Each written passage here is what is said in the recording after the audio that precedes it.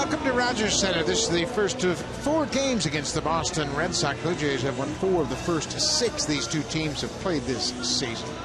John Farrell's ball club starting to bounce back a little bit. They've won 4 in a row. They're trying to make up some ground. They're only 7.5 games back in the American League East. It's going to get interesting before it's all said and done. Let's take a look at the Red Sox lineup. Top of the order, Brock Holt, the rookie, has done a terrific job filling in that leadoff spot. He's got a 6-game hit streak, and look at those numbers: 14 for 28, 3 RBIs, and he's scored 5 runs. He's only struck out twice during that 6-game hit streak. And then down in the 9th spot, another rookie, Jackie Bradley Jr. In July, he's at 375 with a couple of RBIs. More importantly, he scored 9 runs. They have gone with the youngsters, and they are starting to produce. Starting to produce for him, and that's the lineup that Drew Hutchison will take to the mound for his 20th start of the season. 3rd career start already against the Boston Red Sox. Last time out just before the break, not very good for Drew. A career high 5 walks. He also tied a career high giving up 6 earned runs to the Tampa Bay Rays. He ended up losing that game to drop his record to 6-8. But as you mentioned, he has a perfect record of 2-0 against the Boston Red Sox. He's trying to stretch out the Blue Jays win streak to 3 straight. They beat the Rangers the final 2 games of that 3-game series to win the series. Here is Brock Holt stepping in. He's the leadoff man, batting .326 for the season. Hutchison is set. Here's the first pitch of the ball game. It's in there for a strike, and we are underway.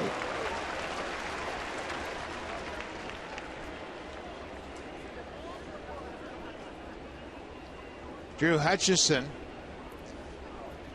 we mentioned his 3rd career start, and he beats Holt with that fastball right there. You know, I think he has to establish the fastball. This is a Boston Red Sox team that takes a lot of pitches, works the count. I think you can get ahead of them strike one by using that fastball.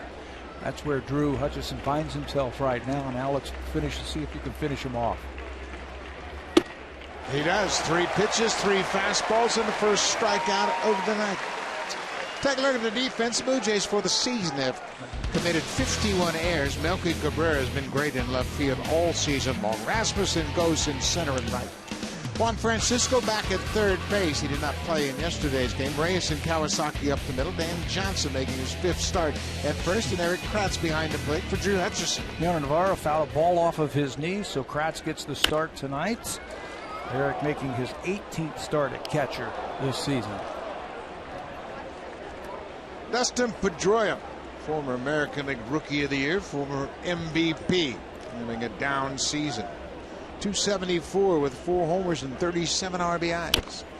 Another good fastball ties him up. It's been a while since Hutchison has pitched. It's been 9 days, so he's well rested. The fastball seems to have a little bit more kick to it tonight.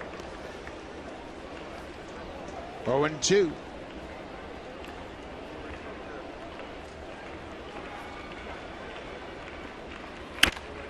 Popped up and playable on the infield. Reyes calls off Francisco and makes the catch. 2 up, 2 down here in the first.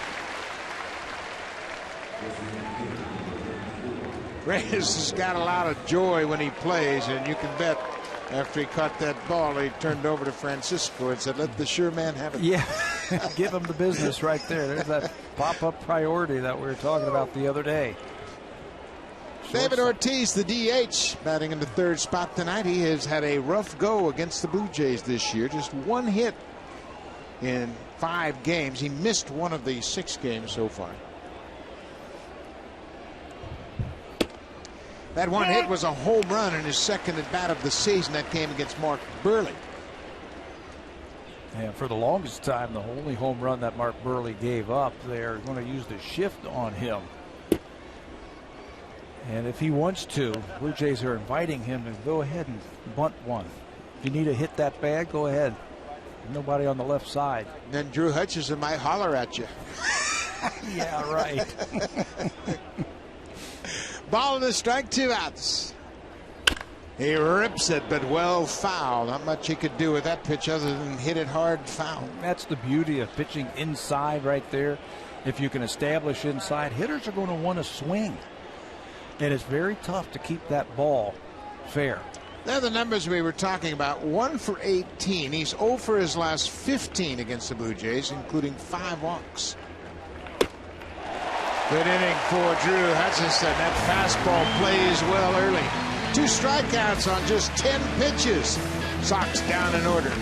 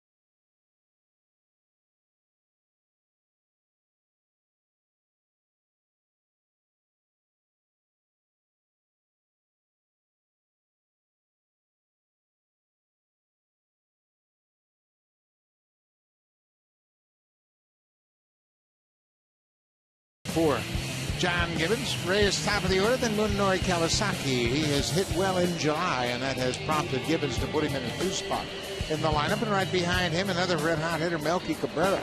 Against the Red Sox, he's 10 for 26 this season in 6 games. He's got 5 extra base hits and 4 RBIs. He's coming off back-to-back 3-hit games. Anxious to tee it up against the Red Sox again tonight. John Lackey will get the start for the Boston Red Sox tonight, making his 20th start overall this season, starting against Toronto for the first time this season. He broke a string of 3 straight starts, giving up 5 runs last time out when he won his 10th game of the season. That is 11 seasons now for John Lackey, winning double digits. He has been consistent. First pitch to Reyes is on the corner for a strike. Reyes had 273 for the season. That pitch away, and he slaps it past Bogaerts, who will back up now, who was in guarding against the bunt. Reyes doesn't bunt very often. He's hit .395 over his last 8 games. A home run, 7 RBIs. This little pop-up. Holt got a late break, but he's got the speed to recover, and Reyes is retired. A little bit different look for the Red Sox in the outfield. It's Nava who is back from the minor leagues. Jackie Bradley Jr.'s had a great year in center, and Brock Holt, he plays all over the place. Xander Bogaerts is the third baseman. Stephen Drew signed with the Red Sox in May. 3-time Gold Glover is at second. Dustin Pedroia. Napoli's at first, and Christian Vasquez making his 5th start of the season. You mentioned that Brock Holt plays all over in right field tonight. Is that ball tapped to the first baseman, right field, center field, second base, third base, and shortstop for Brock Holt? That was just the last series against the Kansas City Royals. He's a super sub who's done a great job for him. He's done everything but pitch, catch, and take tickets for the Red Sox. He has done a great job, and we mentioned his .326 average at the start of this game. So here's Melky Cabrera. We mentioned he's a hot hitter. Average up over 300.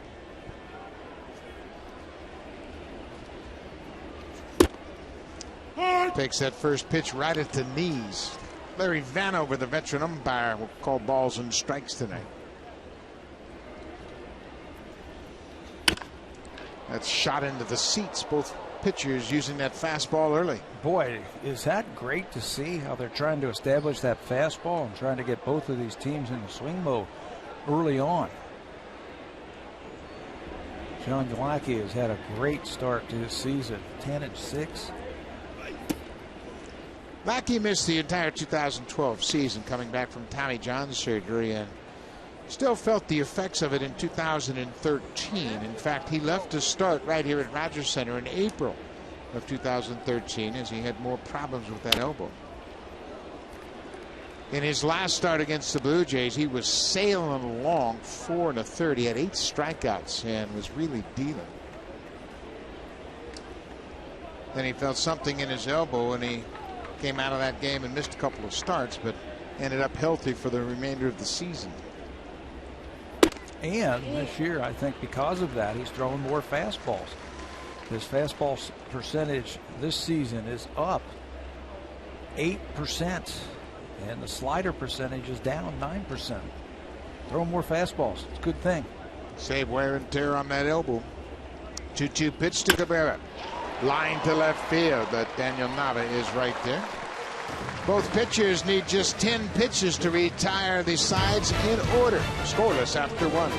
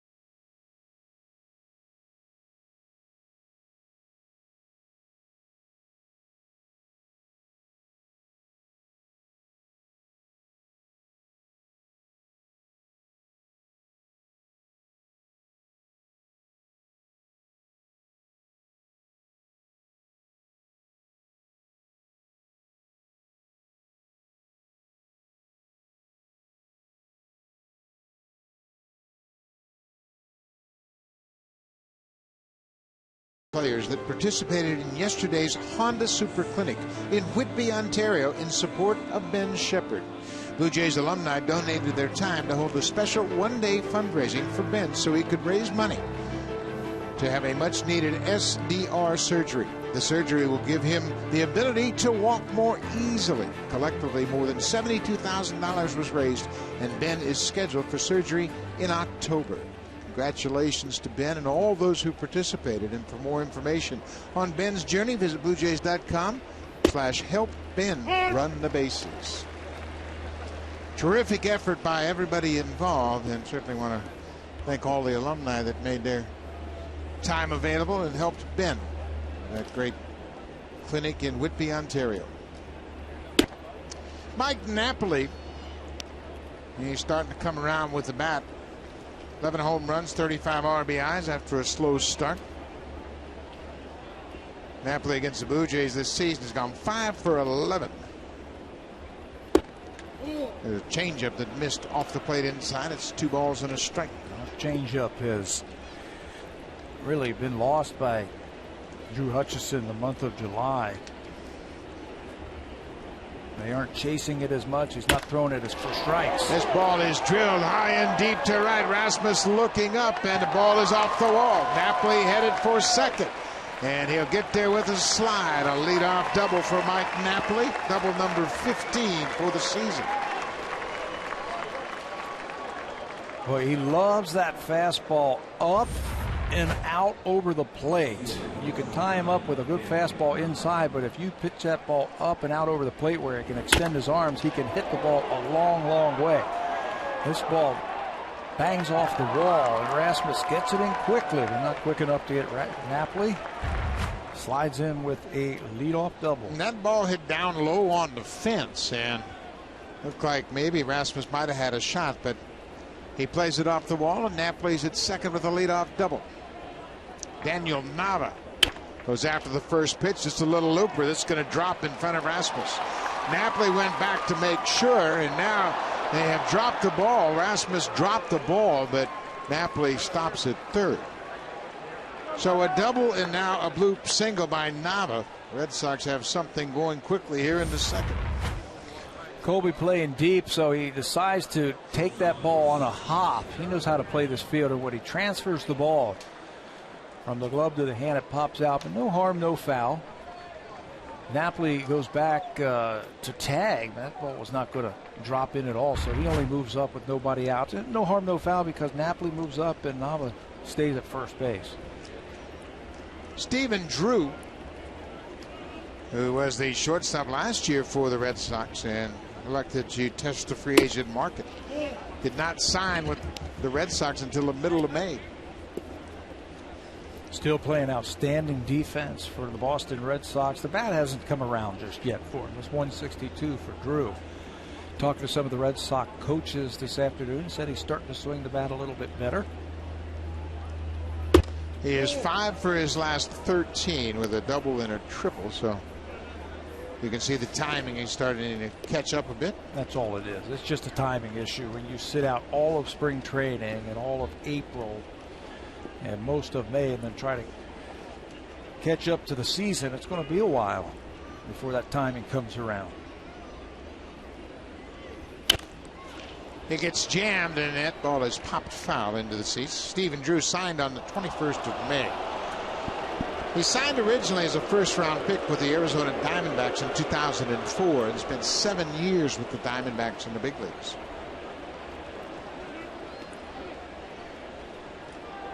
One of 3 Drew brothers that all were drafted in the first round. Papa Drew must be awfully proud of what his boys have accomplished. Tim Drew was drafted in '97 in the first round by Cleveland. J.D. Drew in '98 by the Cardinals, and we mentioned Stephen Drew in 2004. Wasn't J.D. Drew drafted twice in the first round? Yeah, he sure was. The Phillies drafted him originally, and he chose not to sign. Went to independent ball for, I don't know, a year or two. Yeah, and that's why he was drafted after Tim, who's younger than J.D. 2 balls and 2 strikes, nobody out. Boston threatening here in the second. There's a line drive. That's going to get Downey in right. Napoli is in. First run of the ball game. Boston has taken a 1-0 lead. Veteran hitters in this lineup, they're starting to come around. I think they picked up that Drew Hutchison's going to use his fastball early. Napoli hit a double on a fastball. Nava looked like he got a fastball for a hit, and now Stephen Drew singles on what looked like a heater. 3 straight hits by the Red Sox here in the second. Now it's the third baseman, Xander Bogaerts. First pitch changeup misses downstairs. Bogaerts has had an up and down season. His first full season in the major leagues. He came up last year and had a good run in the postseason for Boston.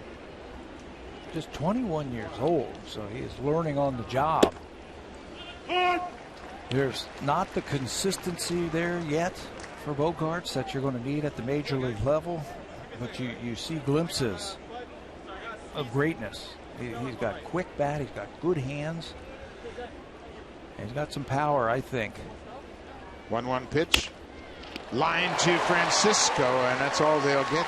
Hit hard, but right at the third baseman. Drew Hutchison has come out early using his fastball, but he has more weapons than just the #1. Slider that he'll use 21% of the time, and a changeup that's getting better and better. He's going to have to use it just a little bit more. The chase percentage is down in July.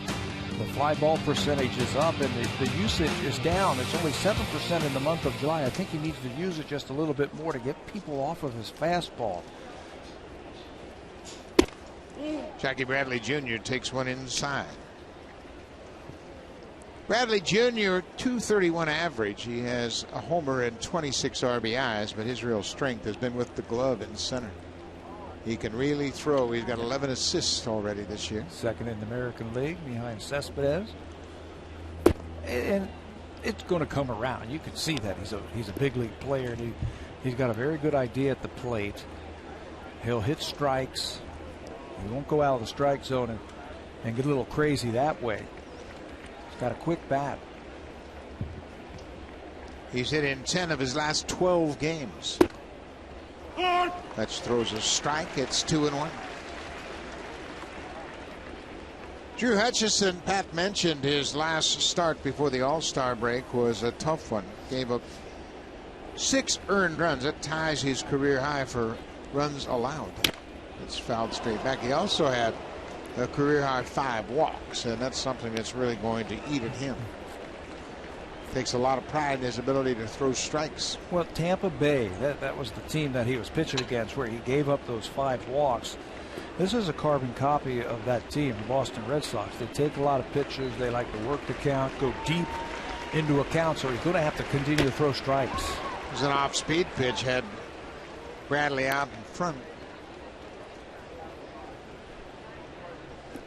The Red Sox got off to a slow start. They come into action tonight 46-52, but they're only 7.5 games back in the American League East.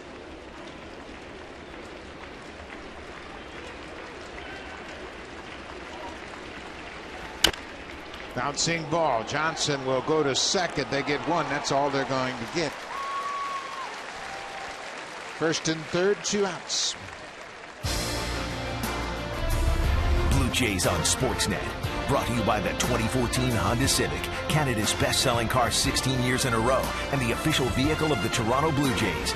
And by Home Hardware, homeowners helping homeowners with expert advice.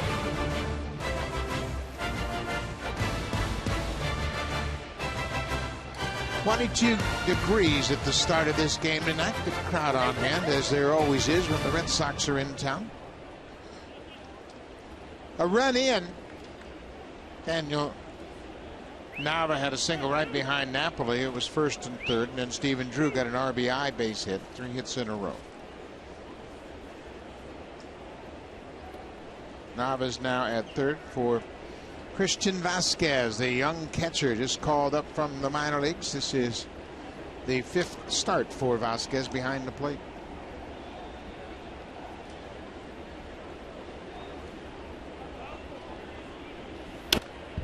He ripped at it and fouled it straight back. Vasquez has 5 RBIs already.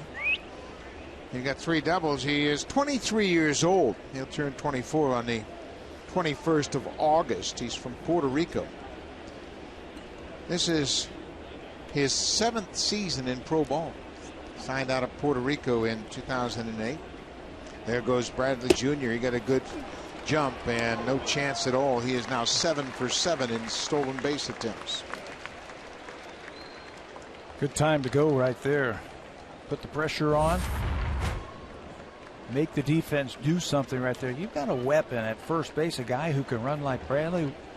Why leave him over there? So he is now in scoring position. He'll take a 2-strike, 2-out hit to get him in. Second and third.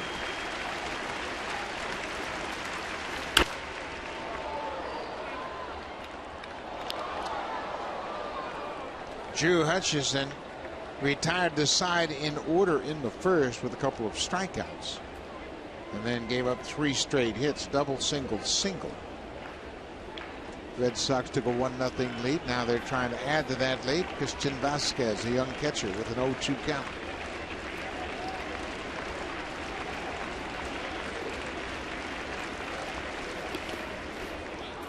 Eric Kratz got some help right there from the umpire.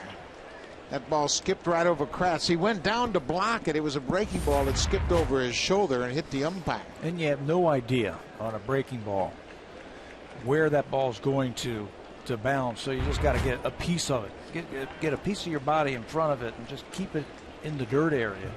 Actually, it looked like Kratz got it all, like he blocked it on his arm, kept it in front. 1-2.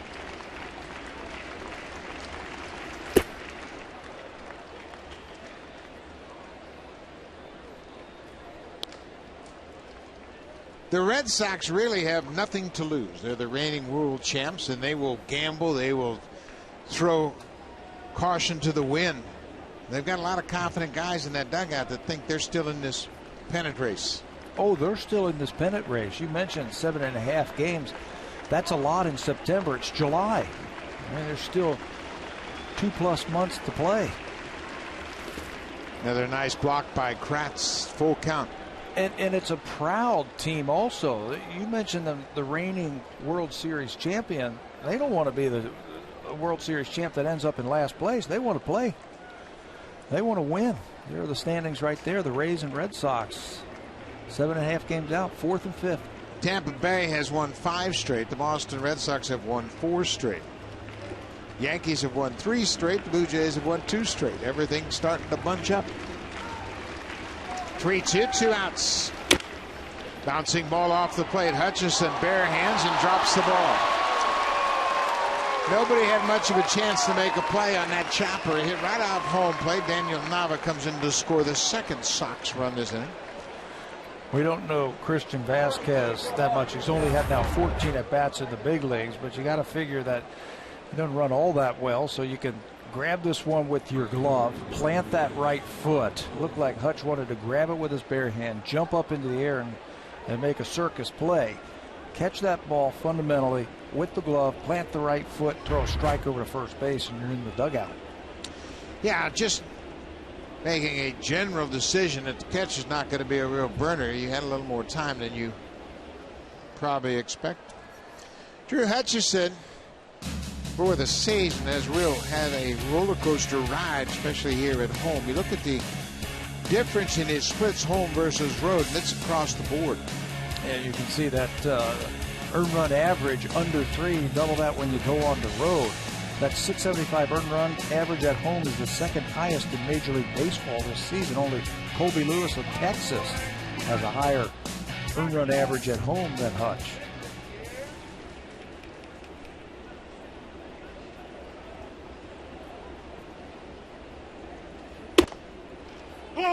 Brock Holt, the leadoff man, takes a strike. Holt struck out his first time up on 3 fastballs.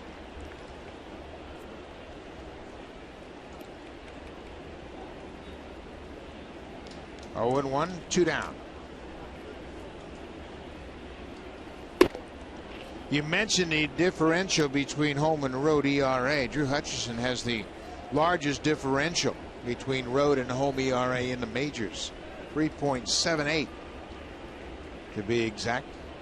And there's no reason, no rhyme or reason for that. You talk to the Blue Jays, you talk to Hutch, and you ask him that, and there's just no explanation. If you ask him about that, he just kind of smiles and says, hey, I got to make better pitches when I'm at home.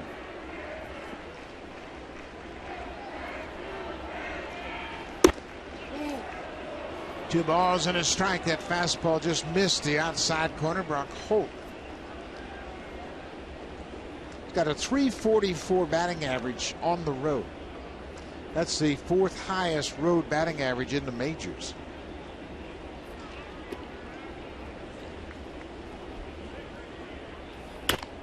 Goes after that inside pitch. The count's even.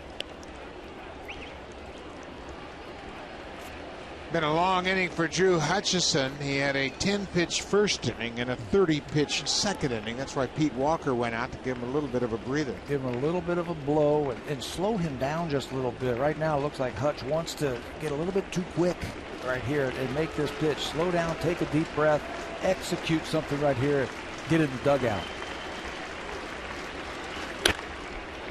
Brock Holt was geared up for that fastball, wasn't he? Yeah, fastball right off the wall. Up. He's a good little player. Can play all kind of positions.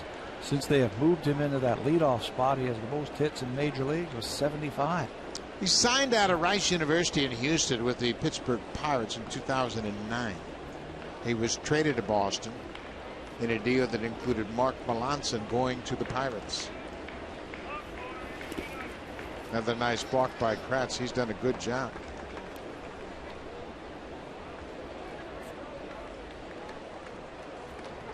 That is Brad Mills, the former Blue Jay draft pick who is back with the Blue Jays. He's not worked in a game. They picked him up on waivers from Oakland.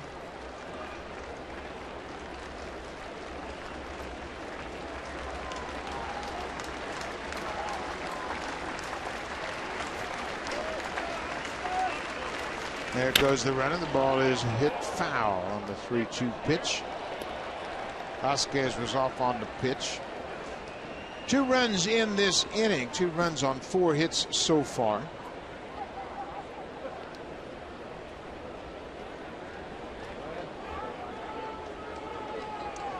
Tough stretch of ball games for the Blue Jays. Same can be said for the Boston Red Sox playing each other. Boston will play Tampa Bay on Friday while the Blue Jays go to New York. Line foul again down the right side. Sounds like he might have broke his bat on that pitch. It looked like a changeup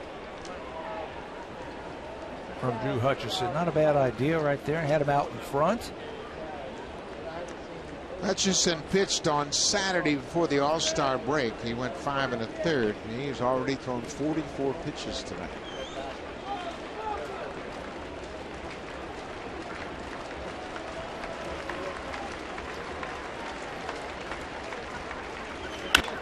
This is popped in the air. Right field. Anthony goes over toward the line, makes the catch, but Boston has scored 2 runs on 4 hits to take an early lead.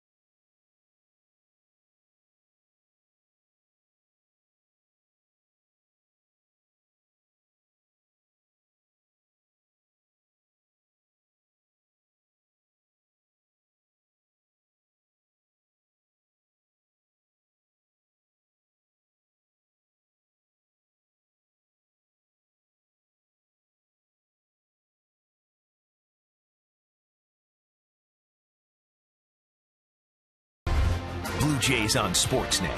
Brought to you by the 2014 Honda Civic, Canada's best-selling car 16 years in a row, and the official vehicle of the Toronto Blue Jays.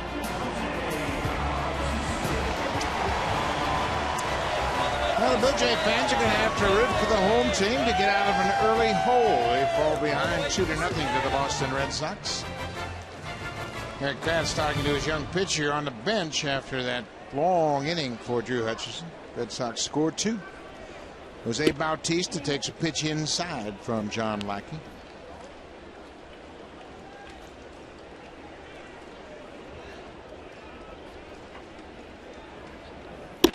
Outside. Bautista's got a pair of home runs against Lackey. They both came in 2010. May 10th at Fenway, August 12th right here at Rogers Center. That was a strike. Just caught the outside corner. Lackey began his big league career in 2002 with the Angels. There's a ball drilled to center field. Jackie Bradley's got room. Got right back and makes an easy play of it. John Lackey has always had a good assortment of pitches, and he established himself early. With the fastball, 65% of the time. There's the slider, curveball, changeup, your basic package from a big Haas starter. The slider this year, they're hitting just 177 against him. He's striking out more batters this year. Throwing just a little bit harder, using the fastball just a little bit more than he has in the past. It's not unusual for a guy coming back from Tommy John to be better in the second year. That's where Lackey is now.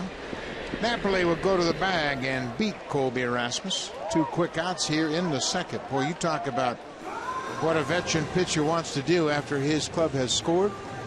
Get his hitters back to the plate. Yeah, very quickly. Think of the pressure that you put on a young pitcher like Drew Hutchison. He had 30-plus pitches in that last inning, and now you see he's setting his cap, getting it ready already with 2 quick outs. He's going to have to go back out there unless the Blue Jays can mount something here. Doesn't even have time to catch his breath. Dan Johnson, he's been around a while. He'll understand it needs to take a pitch or 2. Yeah, he takes his strike. You just can't go up there and swing at that first pitch when you've made 2 quick outs.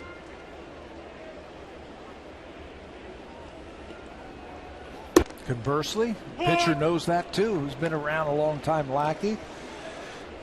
He's going to pump those fastballs in there and get ahead early.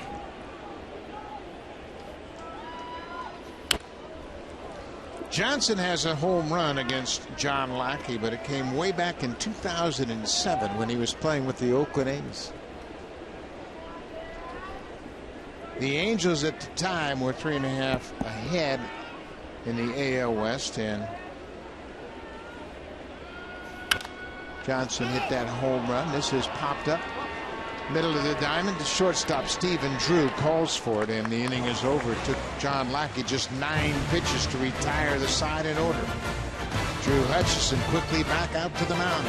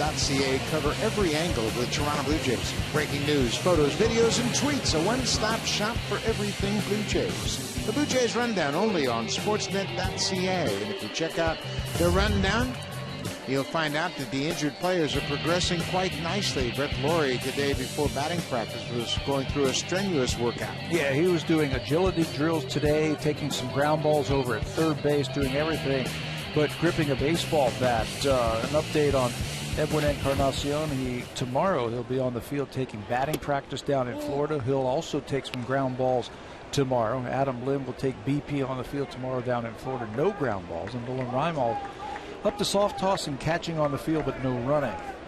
Slowly but surely. Dustin Pedroia pops it in the air. Right side, Kawasaki calls for it and makes the catch in foul territory. Dustin Pedroia is 0 for 2.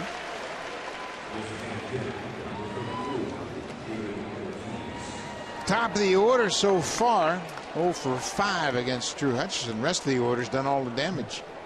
Top 3, Hope, Pedroia, Ortiz. Taking an 0 for so far.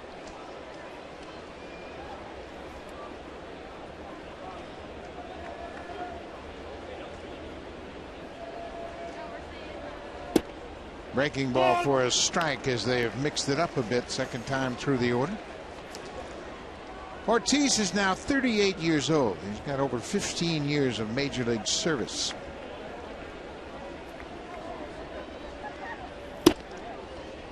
Strike 2. Everybody knows that Ortiz came from the Red Sox via the Twins. The Twins let him go, and the Red Sox signed him as a free agent. But he actually started his professional career with the Seattle Mariners. There's a ball hit to center.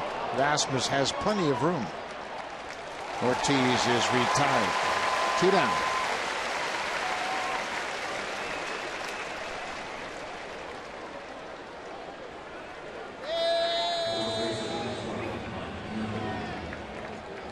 That outfield area in center field has become very popular for fans. They get a different perspective from the game than they've been able to. This was opened up last year, and it's become a destination for fans when they come out to Rogers Center. Got the youngsters out there, young guys out there. Young ladies like to go out there and have a good time. Mike Napoli got everything going for Boston. He had a leadoff double and scored in the second. Boy, this is a patient bunch. They are not afraid to hit with one strike. And you never see any panic in any of the Red Sox hitters. Napoli's a veteran, and he really made a nice fit here with the Red Sox. A lot of people believe that he should have been the Gold Glove first baseman last year. I know his infield coach thinks he should have won the Gold Glove last season in the American League. Brian Butterfield, who was here for a long time with the Blue Jays, terrific coach, third base coach and infield instructor, said that Napoli had the best fielding year at first base in the American League. Changeup down and in. 2-2. Napoli was a Blue Jay in 2011. Was acquired by the Blue Jays on January 21st in the Vernon Wells trade from the Angels. And he's 2 for 2. That's going to get down in front of Anthony Gose. Napoli has a 2-out single here in the third. Another fastball away from him. Just where Mike likes that ball. Out away from him. The Blue Jays have handled him in the past when they tried to tie him up inside with fastballs. Napoli was traded from the Blue Jays to the Texas Rangers on the 25th, just 4 days later after he was acquired for Frank Francisco. So he didn't spend much time with the Blue Jays. Daniel Nava had a bloop single his first time up. He came around to score. Napoli at first. Red Sox with a 2-0 lead.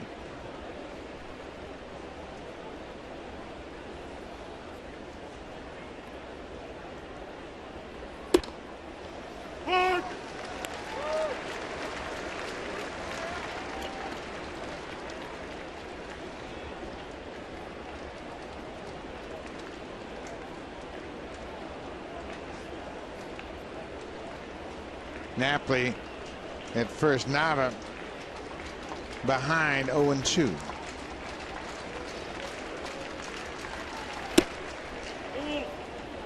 Daniel Nava had a great season a year ago, part of that World Series run.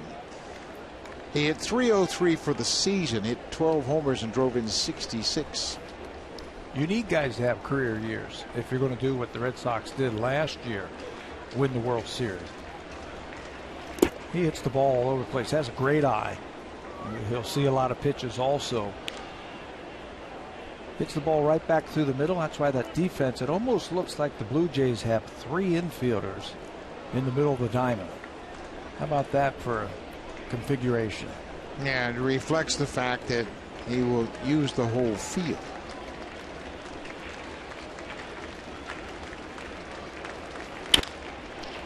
And he strokes it into center over Reyes, and Rasmus is going to keep Napoli at second base. So both Napoli and Nava 2 for 2 already. He broke rules, he broke barriers, he shook the world. Get On Up, the James Brown story. See Get On Up in theaters August 1st. Beautiful evening in Toronto, 22 degrees at the start of play. People out enjoying the great summer weather. Right now, the Red Sox are trying to add to their 2-run lead. It's 2-0 Boston.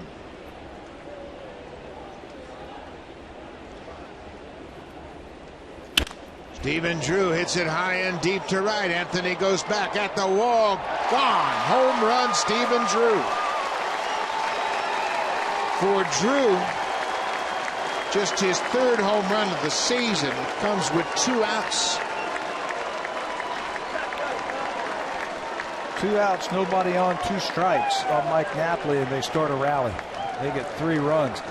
Told you that Stephen Drew had been swinging a hot bat. This looked like a changeup, a little bit too firm though, at 87 miles an hour. Out over the plate, that speeds up the bat of Stephen Drew. He gets enough of it to hit it down the line. 2 outs, nobody on, 2 strikes, and the Red Sox push the lead to 5-0. Now, and we talk about the Red Sox having veteran hitters, and these hitters never panic, as you mentioned. 2 strikes, take a hit. Napoli got it going, followed by Nava, and then the capper, a 3-run home run off the bat of Stephen Drew. Drew has 4 RBIs. That's off the end of the bat. That's going to drop for a base hit. Xander Bogaerts dumps one in front of Colby Erasmus. So the Red Sox are all over. Drew Hutchison here early. Trying to work that slider in that time. This is a changeup out in front. You see how he just stays back. He recognizes it out of his hand, stays back, keeps the weight back, and then once he lets it go, the bat, everything works together. Hits it in a good spot right down the line. Hit it about 329. Just far enough. 5-0 Boston. They have collected 8 hits already. There goes the runner. Bogaerts broke for second. Bradley Jr. fouls it out of play. We talk about the Red Sox. They're not holding back anything. They have nothing to lose. They got a lot of ground to make up. They have made some changes. They got rid of Grady Sizemore. They cut the ties with A.J. Pierzynski. They have allowed the youngsters to come up and take over. Did not play well in April and May. Had a 10-game losing streak, but they're playing free and easy tonight. Got a lot of confidence in their last series against the Kansas City Royals when they swept them away. Kansas City going through a tough stretch themselves right now. Kansas City has lost 3 in a row and 7 of their last 10. Ball and a strike, 2 outs. Bogaerts bluffed the break and holds it first. We talk about Hutchison's home road splits this season. They're exactly opposite of what they were in 2012 prior to his Tommy John injury. In 12, his ERA at home was 2.36. This year it's 6.75.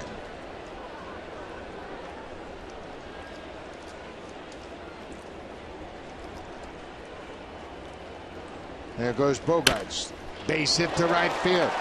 They stop Bogaerts. Reyes decoyed him into stopping, and they're trying to send him home. The goal goes to second, and they're going to score. Ryan Butterfield did a terrific job coaching at third base. Anthony Gose got decoyed into throwing the ball to second. Bradley ends up at second. But Butterfield kept his eye on the throw and continued to wave Bogaerts, who was off on the pitch from first base. So you got to figure if you're an outfielder that he is going to score, especially when you dive and you boot it around. This throw's got to go to the cutoff man. You got to throw the ball to home. Ryan Butterfield, look how far down the line he is watching the outfielder. When it's bobbled momentarily and the throw goes to second base, he goes ahead and sends that runner home. There's no throw and another run scores. It's a double and an RBI for Jackie Bradley Jr. The Red Sox have scored 6 runs. Drew Hutchison, a tough start to his second half. as he gives up 6 runs on 9 hits and will turn things over to Brad Mills, his first outing back with the Blue Jays.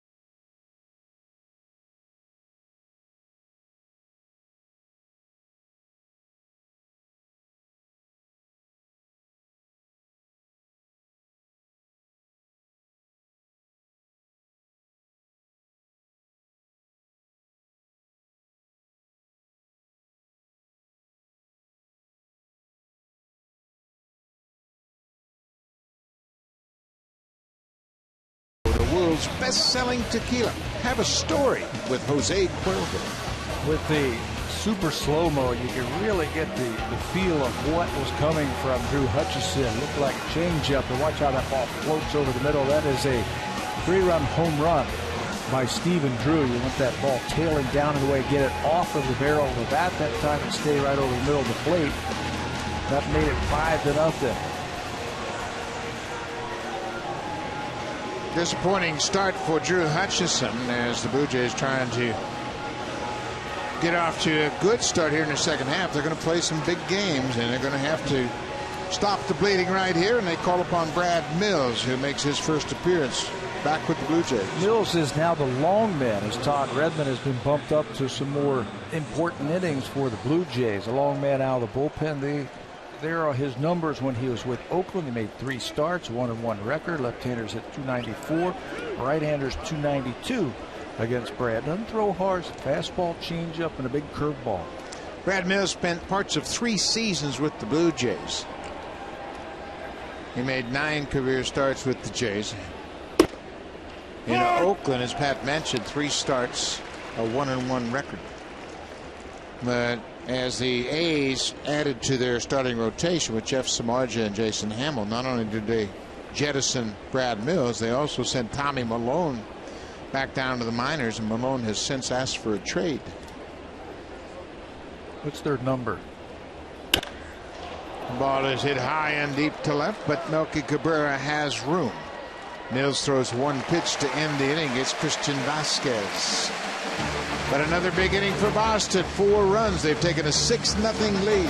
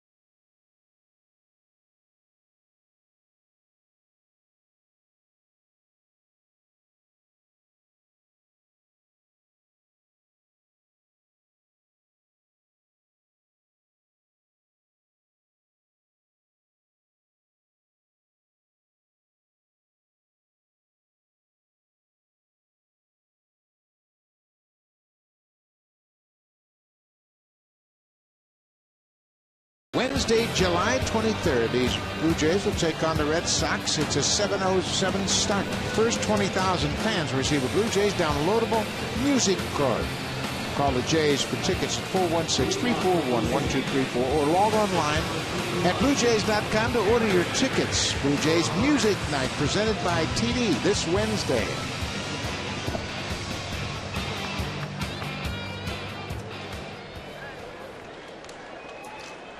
John Lackey back out with a comfortable lead. It's now 6-0 Boston. He's retired 6 straight to start his game.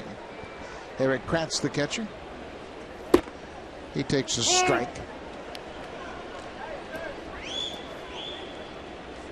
Kratz for the season batting 192.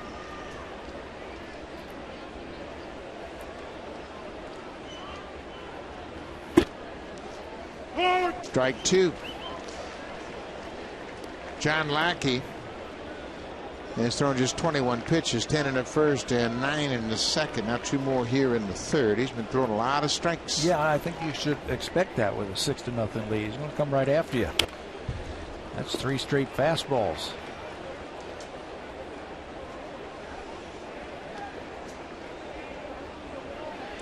John Lackey grew up in Abilene, Texas. He was drafted by the Angels in 1999 in the second round.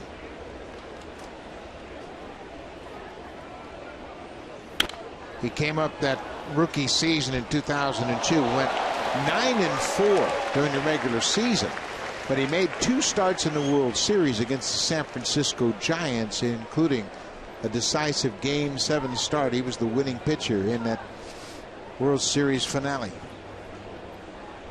Had something special in a young pitcher. He and K-Rod that year, 2 young players out of their farm system. There's a drive deep to center, and Bradley is on the move. He's not going to get this. It bounces off the wall. Eric Kratz with a leadoff double here in the third. First hit of the game for the Jays. I was waiting for Lackey to throw a breaking ball once he got to 0-2, but he just kept pumping that fastball in there, trying to throw it by Eric Kratz. That time, Eric shortened up his swing, just used his hands. The follow through, there is no follow through. He muscles that ball for extra bases to center field. Kratz had a home run against John Lackey last year when he was playing with the Phillies, and was in Philadelphia the 29th of May. Juan Francisco. This might be a good matchup for Francisco if Lackey continues to throw fastballs. Yeah, if he keeps pumping them in there, let's watch how far that ball goes.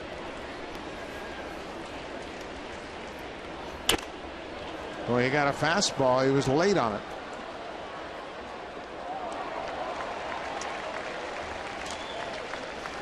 Francisco has been in a little bit of a funk of late. 234 for the season, but he's got 29 extra base hits. There's no question about his power.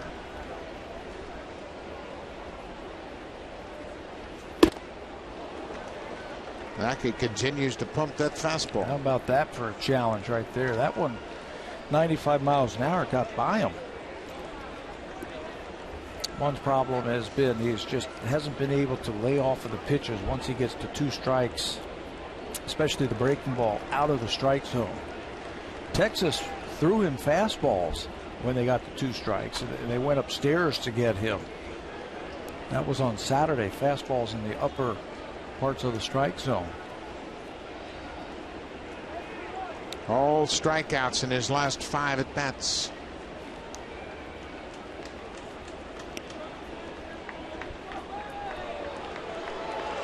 Looks like Lackey has an idea of what he wants to do, and young Christian Vasquez has an idea. Well, Vasquez, we mentioned he's making just his 5th big league start. He's 23 years old, just called up after the Red Sox got rid of A.J. Pierzynski. Lackey still not getting on the same page with Vasquez, and they'll talk things over. And that's okay. You've got a young catcher. Look who's doing all the listening right there, the young catcher. Lackey, the veteran, he has an idea of what he wants to do against Juan Francisco. He holds the ball. He has the final say.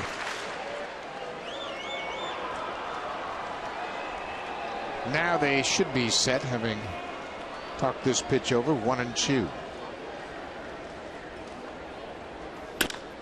There's a drive deep to left field. That's over Nava's head up against the wall. Kratz is coming around third. He's going to score. Francisco stands up with a double. An RBI double, and the Blue Jays are on the board.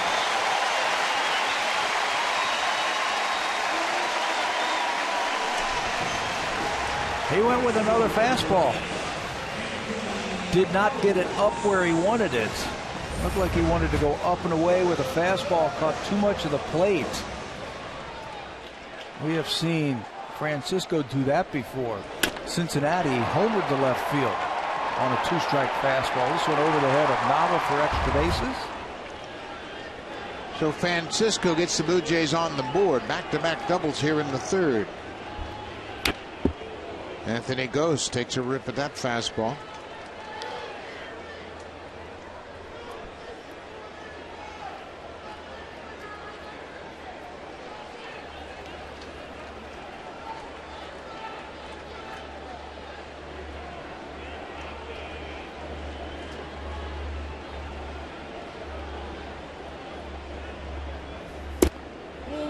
Changeup just missed down and away. It's 1-1.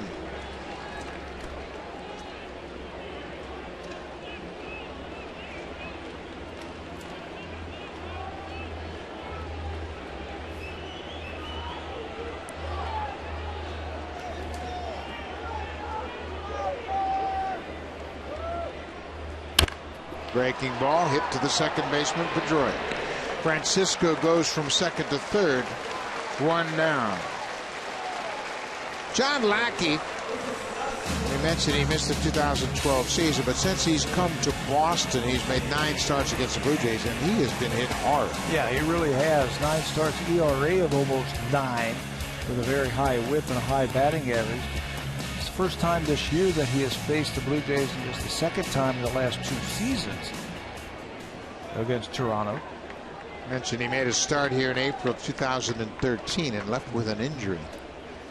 Reyes goes after the first pitch and hooks it foul. Well, the Blue Jays have always been a good, I think, fastball hitting team. I mean, you think over the last few years, the home run hitters that they have had, the guys who like the fastball, and Lackey throws a lot of fastballs. Not a good combination. Big run for the Blue Jays just to get that second run in here this inning. Just off the plate, Lackey wanted it, but you can see it's wide. They'll concede the run, anything on the ground up the middle outside of third base. Back to the pitcher, of course, but you hit a ball on the ground and you're going to cash in the run. Right back to the pitcher. One of 2 spots he didn't want to hit that grounder. Yeah, third base coach will tell you if you're the runner at third base, make the ball on the ground, make it get by the pitcher. Pitcher at third base right there, Louis Rivera telling his runner. Francisco does a good job. Watch him at third base. He starts to go, but then realizes the ball's not by Lackey. Lackey takes a look at him and records the out over first. Now it's going to take a 2-out base hit. Number 2 hitter, Munenori Kawasaki. He takes strike 1.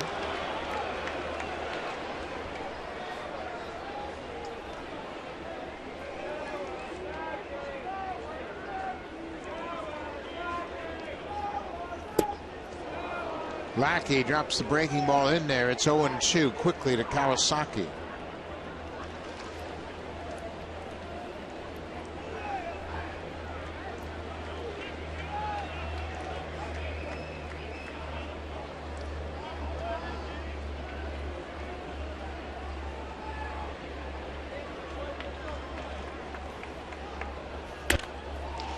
Right back to Lackey. That'll end the inning. Blue Jays get on the board. Back-to-back doubles to start the inning. We'll go to the 4th. Boston and John Lackey have a 6-1 lead.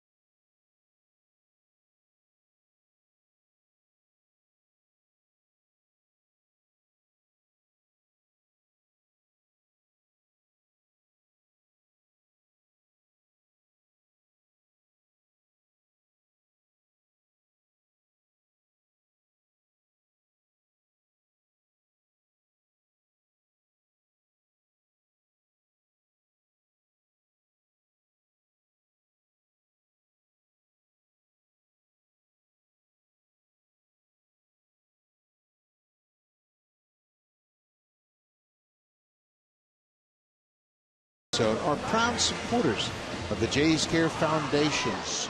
Congratulations and welcome to the ballpark, and we appreciate your great effort with the Jays Care Foundation. And over in the Jays Care Community Clubhouse are folks from ALS Canada. Welcome to the ballpark, and we too hope you're having a great night here.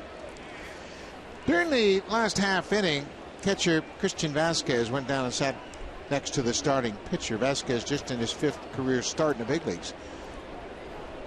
John Lackey shook him off a couple of times when they had a runner at second base, and they just weren't on the same page, and they gave up a couple of 2-strike hits. And I love that when a young player wants to go down and learn. And all right, what were you thinking right there, John Lackey? Tell me what you were thinking so I can learn. So the next time that happens, if it comes up in this game, he'll have some experience.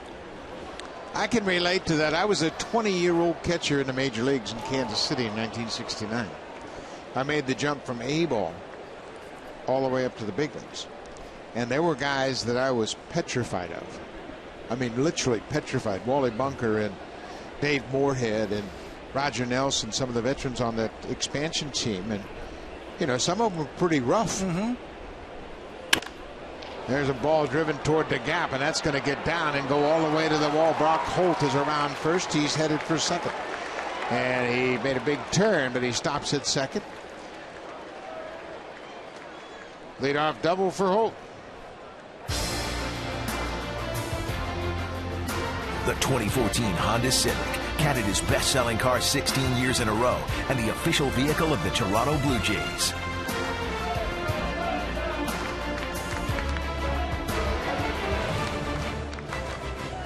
Double number 19 for Brock Holt. That extends his hit streak to 7 straight games. He's been a great fill-in in the leadoff spot. But to continue that thought about young Christian Vasquez, and I was 20 years old, and Wally Bunker had pitched for the world champion Baltimore Orioles in '66. And he'd say, "What are you, stupid kid?" Go, "No, I'm just young, Mr. Bunker." And you're literally afraid to go talk to these guys because you don't want to embarrass yourself. And you don't want to make any mistakes. Yeah. So, you know, you put a finger down and you just barely get the one down. Oh, I didn't mean one. How about 2? And they look at you like, come on, really? Come on, kid. But I like how he went, and look who he's sitting next to right now, the veteran catcher. David Ross. Yeah. So he's learning. He wants to learn. He goes and talks to his pitchers. The pitchers love throwing to him. I talked to Mike Napoli about Christian Vasquez, and Napoli said Vasquez came to me, and Napoli started out as a catcher. He said, "Would you throw breaking balls in fastball counts?" And Napoli said, "Wow, I was taken aback because the kid came to us and started asking questions, and they really took him in because of that." Pedroia strikes out. Pedroia is 0 for 3 so far. Mills gets his first strikeout of the ballgame. He's got a very good changeup, Brad Mills. He's not afraid to throw it at any count to any batter. This time he pulls the string. Dustin Pedroia's got a timing all messed up out in front. Picks up his first strikeout. Mills came up with the Blue Jays in 2009. He made 2 starts with the Jays. He was back and forth between Toronto and the minors throughout his tenure with the Jays. He spent parts of the 2012 season with the Angels, made 1 start with the Angels. But he has been back and forth between the big leagues and the minor leagues. He's a former 4th-round pick of the Blue Jays in 2007 out of the University of Arizona.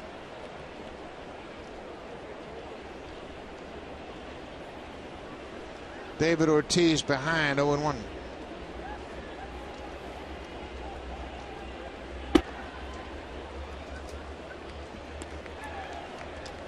Ortiz is 0 for 2 tonight. It runs his hitless streak to 0 for 17 against the Blue Jays.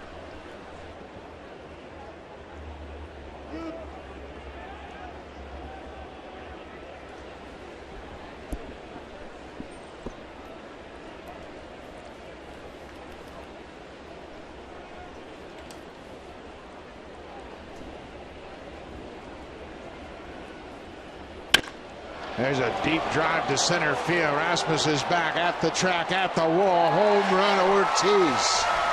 A 2-run home run for David Ortiz. That snaps his 0 for 17. His second hit of the season against the Blue Jays. His second home run. Second home run against a left-handed pitcher. First one was against Mark Burley. This time he gets Brad Mills.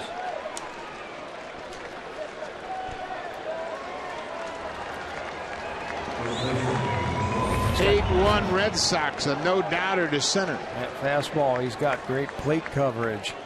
Lefty, righty, you can see the extension in the finish. How about that high finish by Ortiz? To dead center. He is now 4 for 7 against Brad Mills. That's the second home run that Mills has given up to Ortiz.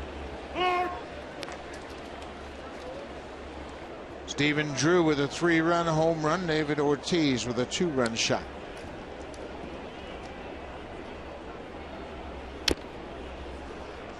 Mike Napoli fouls it off. It's 0-2. Watch, stays back. Watch the hands work. And you always talk about a high finish right there. 21st home run of the season for Ortiz. That home run for Ortiz, career number 452. That ties him with the Red Sox great Carl Yastrzemski for 36th all time on the home run list. So he ties a Red Sox icon in Yaz. He has been wearing out the Blue Jays in his career. 51st home run against the Jays.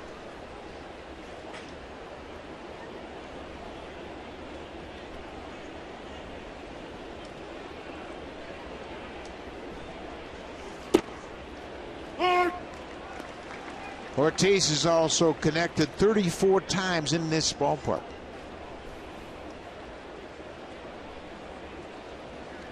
That's the highest by an active player, and you can see his teammates acknowledging him tying Yaz. What a career he's had. Certainly taking the life out of this ballpark, hasn't he? Yeah. Blue Jays get a run, make it 6-1, and then hammers that 2-run shot. You were talking about his last time up that not one but 2 organizations gave up on David Ortiz. He was actually traded by the Seattle Mariners to the Minnesota Twins as a player to be named later for Dave Hollins. Good baseball people, but then they forgot to hold on to him and let him go, exposed him to waivers, and the Red Sox pick him up. Terry Ryan, the GM that released David Ortiz, said it was the worst move of his career. He's acknowledged that. He just gave up a little bit too quickly on Ortiz.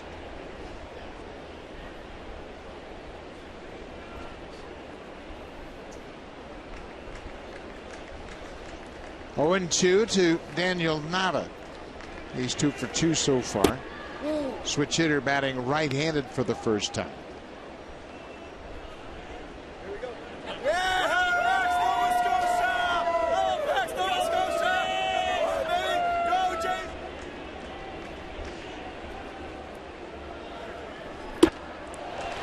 Nava strikes out. That ends the inning, but David Ortiz continues the Red Sox offense tonight. A 2-run home run, his 21st of the season.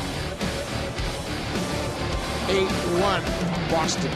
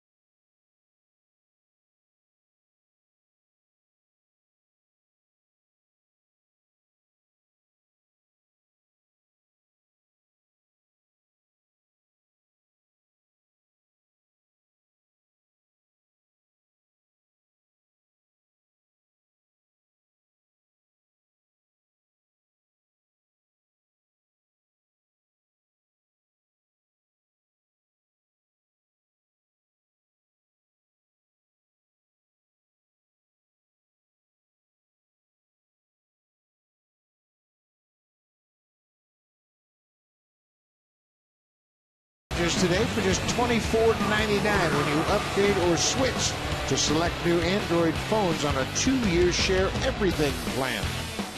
Make sure you check that out. The Sony Smart Band at Rogers. Well, Blue Jays now are 7 down. It is an 8-1 Red Sox lead. Melky Cabrera lined out to left field his first time up.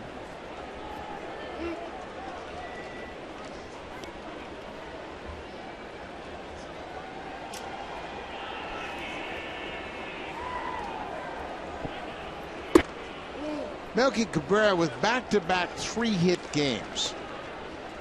That gives him 8 3-hit games for the season. There's a liner to left. Daniel Nava plays it chest high. 1 out. Let's check in with Jamie Campbell.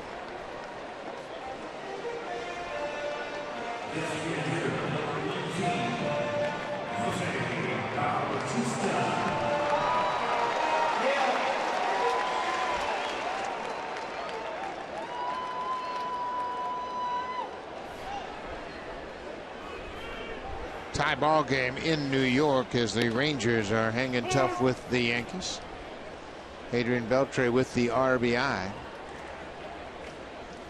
For the Yankees, Carlos Beltran has driven in their run. Bautista chases that pitch upstairs. It's 0-2.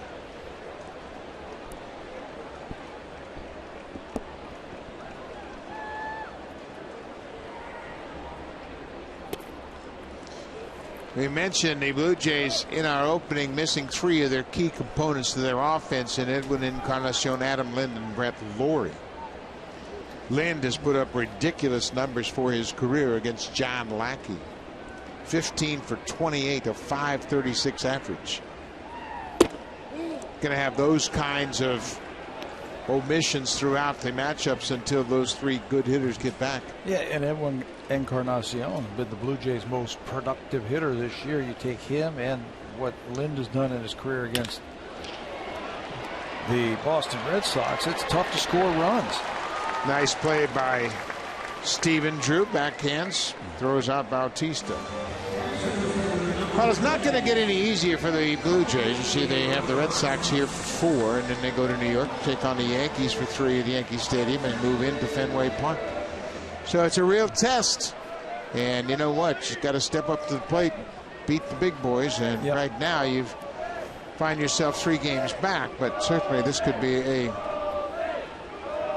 very interesting time in the schedule for the Blue Jays and the entire division.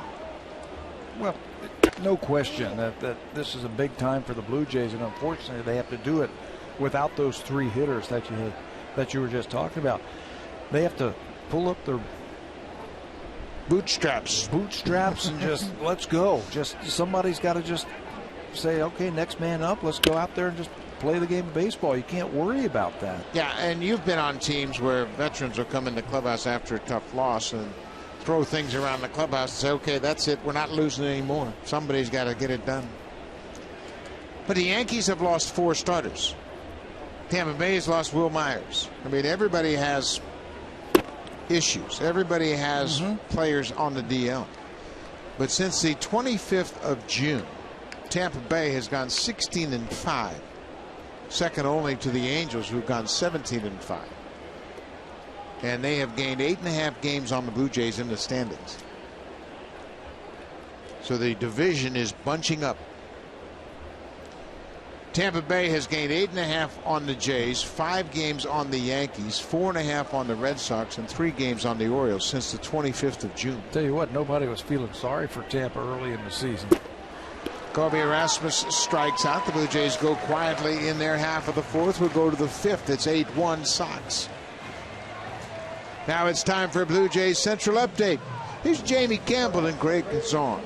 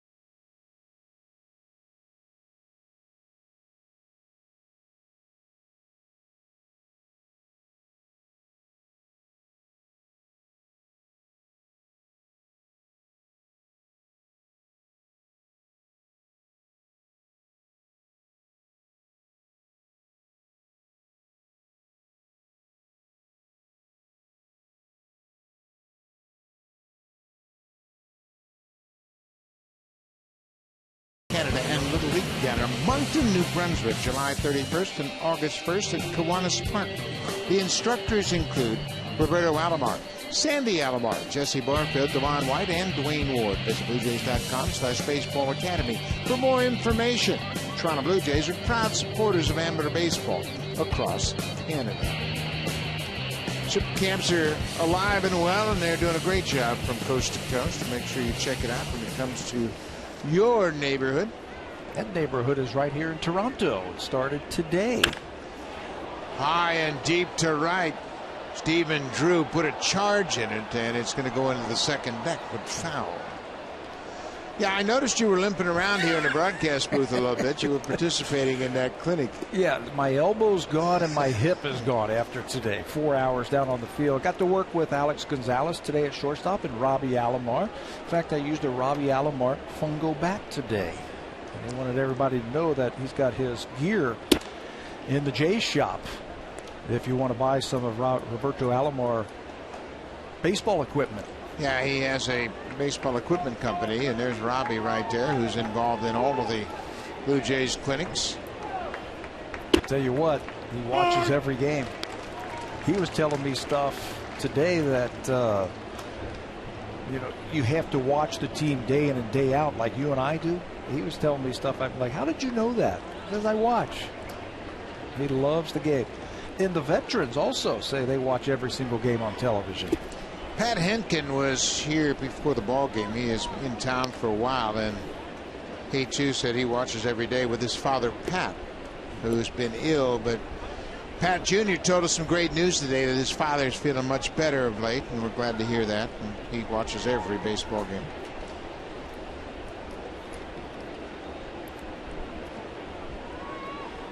Two and two, tap toward first. That's going to dribble into foul ground.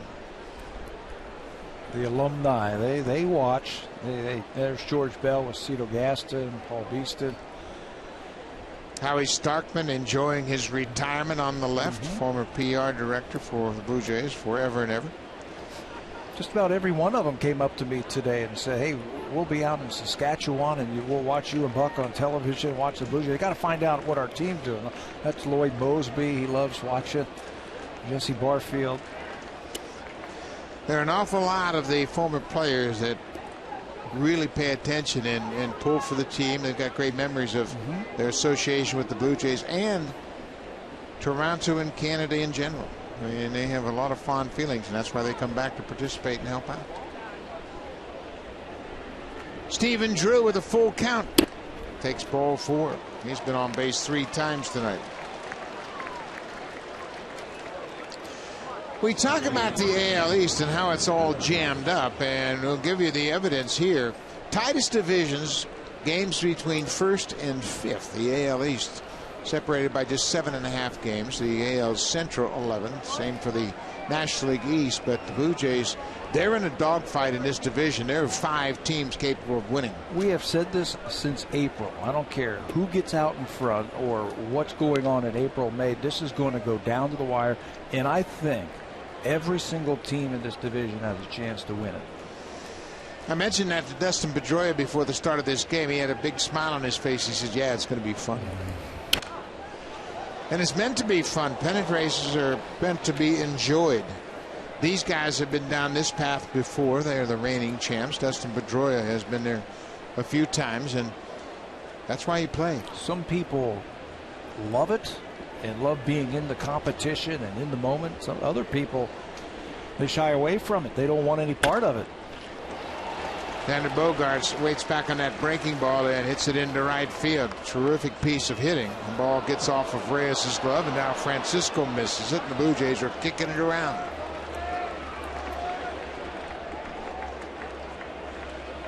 Bogaerts 2 hits in 3 at bats. Ghost made a strong throw. It kicked off Reyes' glove, but Brad Mills backed up everybody on the play. Well, you mentioned pennant race. Reyes has been involved in the pennant race. He played in the postseason with the Mets. Burley, of course, won with the White Sox. Gianna Navarro won, played in the World Series with the Rays. But there aren't many Blue Jays that have been down this path before. Jackie Bradley Jr. And an RBI double in the third.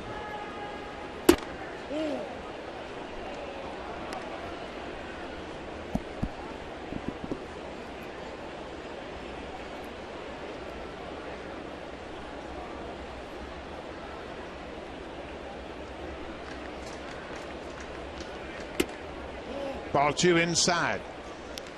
Brad Mills this season actually pitched in AAA with the Milwaukee Brewers organization. He was in Nashville. He made 12 starts for the Nashville team, went 4-2, had a 1.56 ERA. Really dominated in the Pacific Coast League. That's saying something in that league, Pacific Coast League. There's always inflated numbers there, but pitching in Nashville, it's not like pitching out in Arizona or California or Colorado. Pulled. That's a fair ball. Bounces over Johnson. Coming around to Stephen Drew. He's going to score. Bogaerts will stop at third, and Jackie Bradley Jr. has his second RBI double of the game.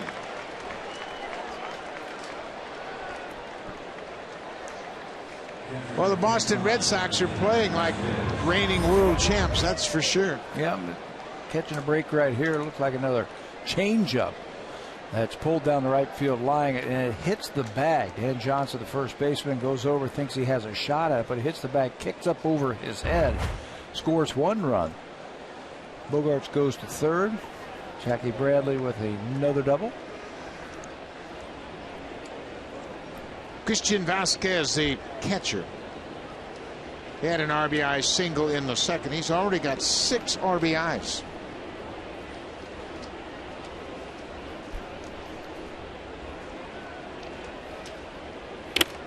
Foul that one right off the catcher's mask.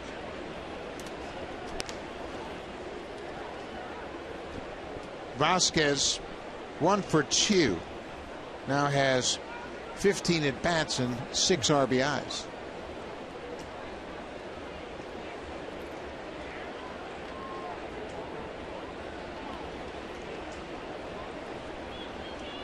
Breaking ball off the glove of Mills. He gets after it to throw to first, and here comes the runner Bogaerts from third to score. Well, what a good piece of base running by Bogaerts. That ball bounced off the glove of Mills. Bogaerts kept inching further and further off third base, and once Mills threw to first, he broke for home. He had to throw to first base, and Bogaerts knew that to record the outs, so he just kept bouncing off of third base, and as soon as he looked like he was going to go over to first, you see Mills taking a look at him. As soon as he fires over to first base, he's crow hopping down the line and scores easily. Look at him. Bounce, keep bouncing, inching your way off the bag. Scores another run.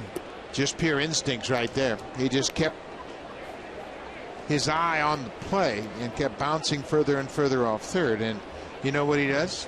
He gets his catcher another RBI. Another RBI. And you can bet that will be remembered by the rest of his teammates. That little extra effort. Back to the top of the order, Brock Holt. He's 1 for 3 so far. Well, the Red Sox got off to a terrible start, but you can see over their last 16 games, the first 8 they went 1-7, but things have clicked for them, and it's coincidental with the promotion of the young catcher. Yeah, he comes up, they start hitting, they start pitching a little bit better. Run differential 1-7, -22. It's now +25 over their last 8. This team looks loose. They look like they're ready to put a run together. Well, they went from worst to first last year when they won the World Series, and everybody suggested they're going back to worst again, and that's not the case. They got good pitching. John Lester is throwing better than anybody in baseball right now. 2-1, 1 out. Just off the plate outside. It's 3 balls and a strike. John Lackey has allowed just 1 run on 2 hits.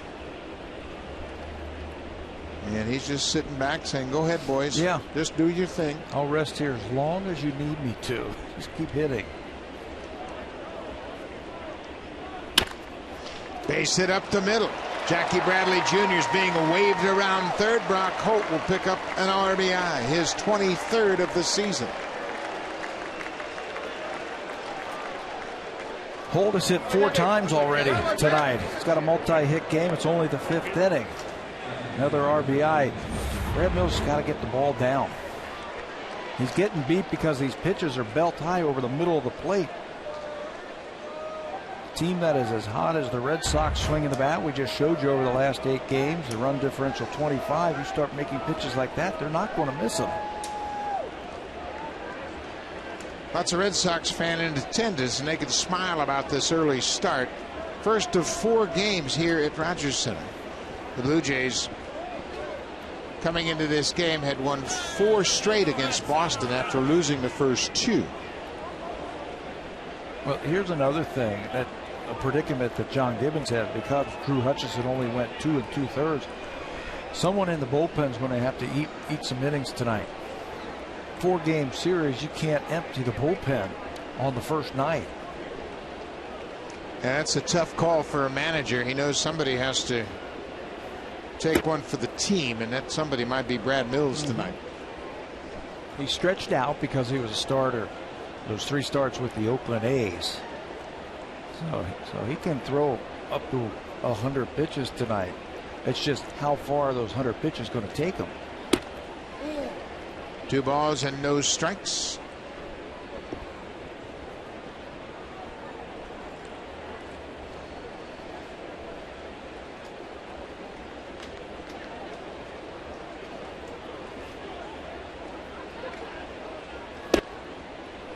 There's a strike. It's now 2 balls and a strike to Dustin Pedroia. Pedroia's had an off season. He's a former Rookie of the Year, former MVP. But he'll never ever complain about his injuries. Out in front of that pitch. Last year he played the entire season with a torn thumb ligament. And he tore it the first day of the season. Yeah. Played the whole year. And had a good year. And a really good year. Went to the World Series, won the whole thing. This guy is a gamer. They don't make him like this. Good block by Eric Kratz, who has done a nice job tonight and really had to focus. He's had some tough pitches to handle. Pedroia last year hit .301 with 9 homers and 84 RBIs, playing basically with one hand. Well, he's kind of doing the same thing this year because that thumb surgery in the offseason hasn't really responded like they'd hoped. And he plays every day. It's a fly ball to center field. Holt goes back to tag. Rasmus gets it in quickly, and Holt stays put at first. Pedroia is 0 for 4.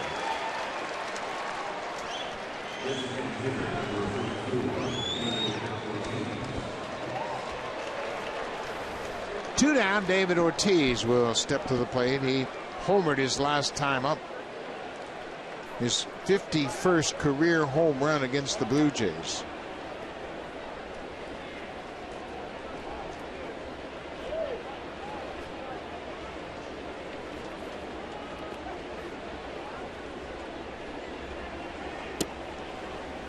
Strike 1 to Ortiz.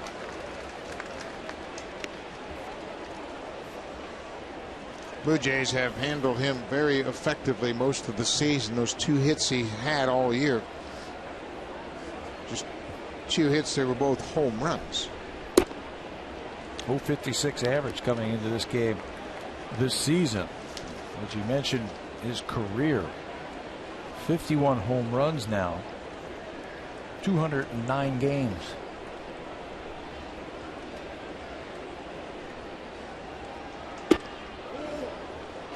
Just off the plate outside, 2 balls and a strike. That home run back in the 4th inning was his 452nd career home run. That tied him with Carl Yastrzemski on the 36th spot all-time home run list. Gets out in front of that pitch and bounces it into the seats.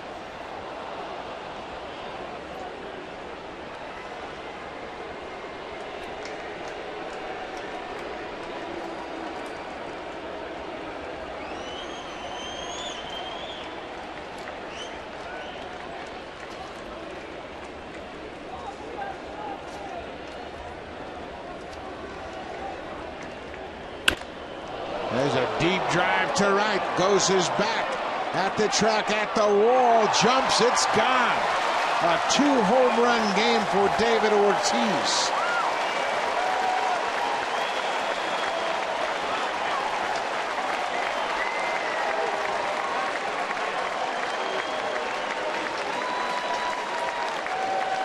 It's his 3rd career home run off of Brad Mills.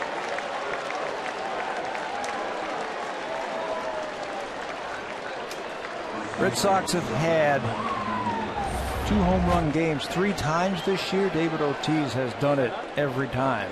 This is a hanging breaking ball. And he gets the barrel out in front and pulls it. And Ghost thinks he has a shot at it. He times it. But it's just too deep in right field. 2 more runs on the board. 13-1 in the 5th. 15 hits for the Red Sox. 2 homers, 4 RBIs for Ortiz, and he's moved past Carl Yastrzemski now with 453 career homers. That didn't take long. David Ortiz had a 2-home run game against his former team Minnesota back on May the 13th, and then he did it the next day, May the 14th, and this is his 3rd one of the season, a multi-home run game. It's his 3rd 4 RBI game.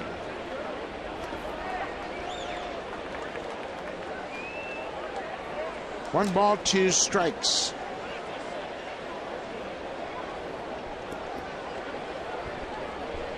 Blue Jays had handled Ortiz effectively early in the season. Not the case tonight.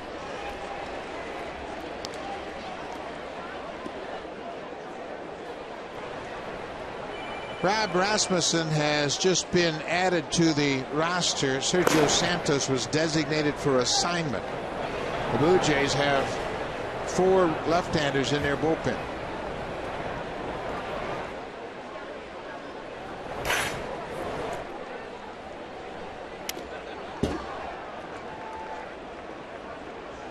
Two balls and 2 strikes to the first baseman, Mike Napoli.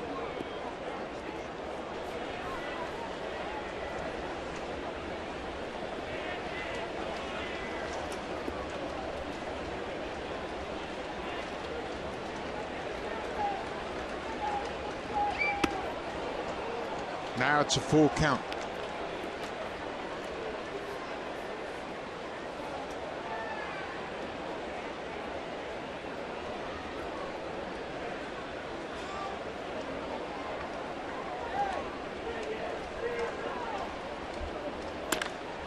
There's a deep drive to left center. Melky Cabrera looking up. Home run, Mike Napoli.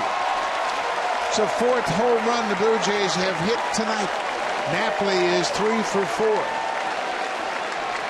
Single, double, and now a home run, and it's still just the 5th inning for Mike Napoli. That's another thing that the Red Sox have done this year. Back-to-back home runs. This is the 4th time they have done it. Mike Napoli has done it 3 times. He's been the 2nd guy in that back-to-back, both with David Ortiz. 3rd time those 2 have done it. And Brad Mills looks like his night is over.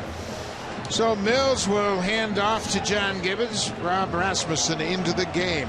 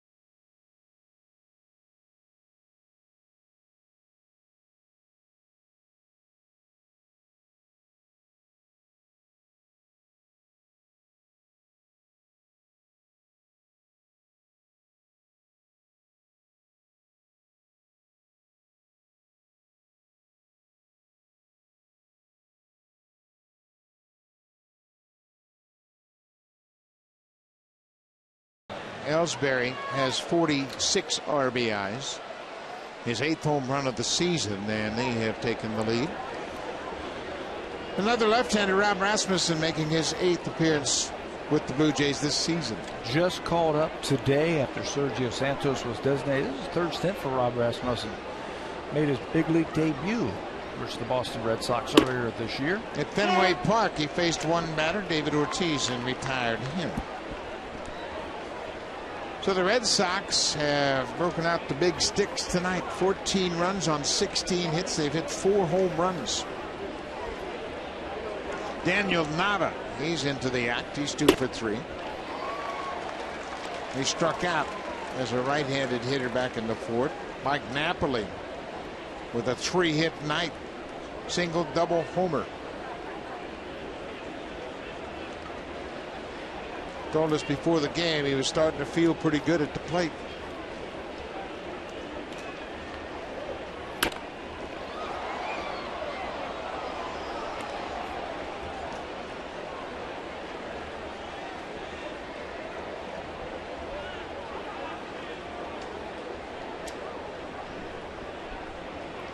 That guy looks like he could play for him. Looks like Mike Napoli.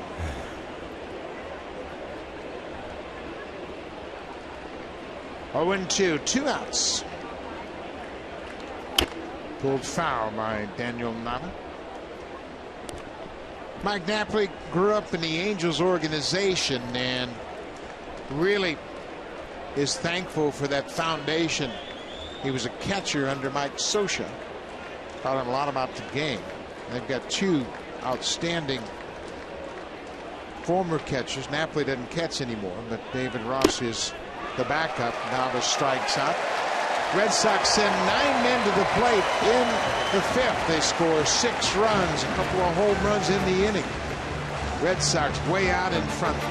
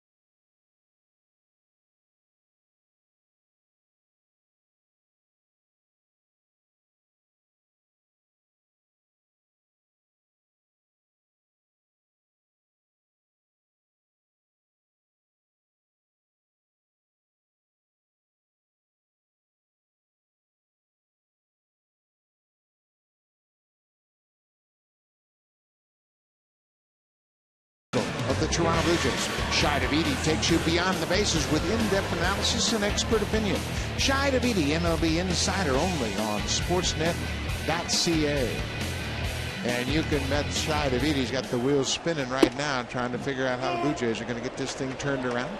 But if you remember, on Friday night, Yu Darvish had 12 strikeouts. The Blue Jays struck out 17 times. They end up winning the series. What's the old saying? It's darkest before the dawn. It's pretty dark right now. Yeah. 14-1 Red Sox. Blue Jays have 2 hits. They came in the 3rd inning, back-to-back doubles. Eric Kratz and Juan Francisco. You know what has to happen now, Buck, is it's just one game. Yep. What you can't have happen is blow out your bullpen like we were talking about earlier, and this one game carry over for 6, 7, 8 days. Yeah, I think there's a drive. This got a chance to get out of the ballpark. Brock Holt, why not? Do everything else, Brock. He has been a terrific addition to this Red Sox lineup. He takes extra bases away from Dan Johnson. He has played all over defensively, and he's become an integral part of this Red Sox resurgence. He has played 7 different positions, and he's played them well. Brian Butterfield was telling me today that he adapts well at each position. He's going to give you his best effort. He's an athlete. First of all, that's a great catch in right field. Takes away extra bases from Dan Johnson, and you can throw him out there and feel very comfortable about him because he's a baseball player. Brock Holt played 24 games with the Pirates in 2012. That was his original club. He played those 24 games at second base. Then he came to the Red Sox and got in 26 games in 2013. He played second, third, and DH. But this year, they've used him as a starter at first, third, left, right, and shortstop as a starter. This is popped up behind home plate. Christian Vasquez, the catcher, flips the mask off and makes the catch. 2 outs. Let's check in with Jamie Campbell.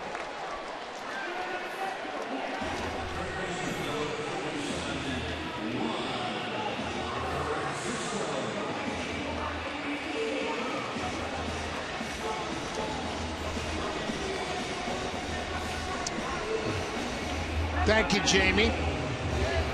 The Dodgers have really gotten back into the heat of things. They have flip-flopped out there in the West. Giants and Dodgers. Giants were out in front early. Dodgers had some inconsistent runs. The Dodgers are now 10 games over 500, as are the Giants. It's going to be interesting in that division as well. Well, you got Clayton Kershaw, Zach Greinke, the Dodgers. Matt Cain. Was it Matt Cain who just had to go on the disabled list? Matt Cain went on the DL for the Giants. But you got Lincecum and then Hudson and Baumgartner. I mean, great pitching staffs over the course of 6 months play out. Lincecum has bounced back effectively for the Giants. It's a fly ball to left. Daniel Nava moves underneath it, and the Blue Jays go down in order in the 5th. It's 14-1 as we head to the 6th, and now it's time for the Home Hardware Cleanup Crew, brought to you by Natura, Home Hardware's exclusive line of safe, environmentally friendly cleaning products.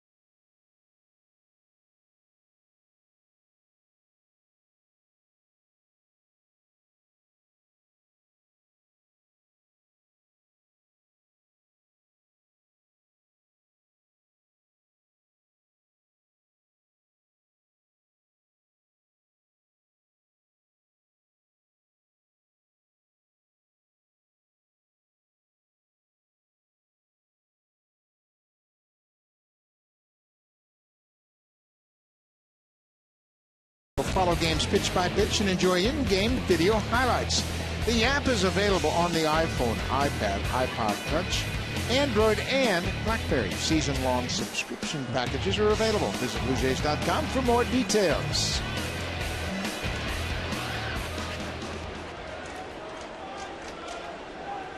Stephen Drew has been on everything he's swung at tonight. He hits this right at the right fielder. Drew's retired. He is 2 for 3 with a walk. He scored a couple of runs and driven in 4. 1 out. Steve Tallison is into the game. He's taken over at second base, and Munenori Kawasaki moves from second to short. Jose Reyes is out of the game. This is game number 100 for the Blue Jays. Reyes has played 81 games at shortstop this year, and when Jose's been in there, he's played just about every inning of every game. So John Gibbons does the right thing, so gets him off his feet. Well, you talked about it. You've got to lose the battle to win the war, and that's what they did on Friday night when Yu Darvish was so tough. And tonight, 14-1. Figure out how you can get through this game with minimal impact to your bullpen. Try to keep players as fresh as possible. Bob Rasmussen struck out Daniel Nava to end the 5th.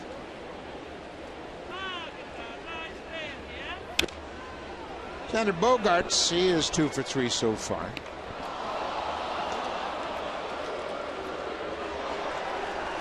Casey Jansen, Brett Cecil. I'd hope to not have to use them tonight, and I don't think there's any way they'll get into the game. They both pitched last night.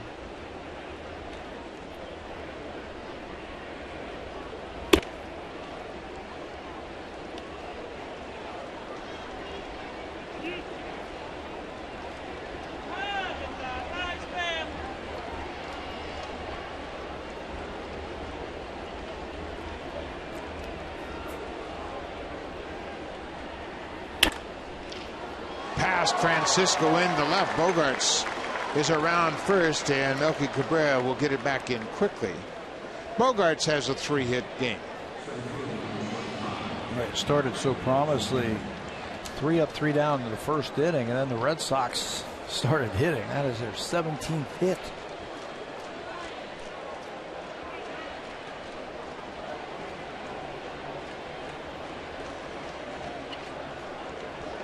Jackie Bradley Jr. has a pair of RBI doubles so far.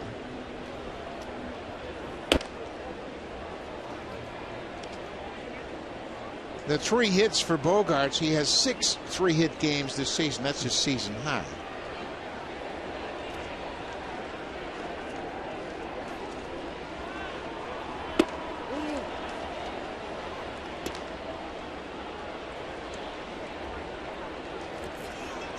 So many of these youngsters have really stepped up for the Red Sox.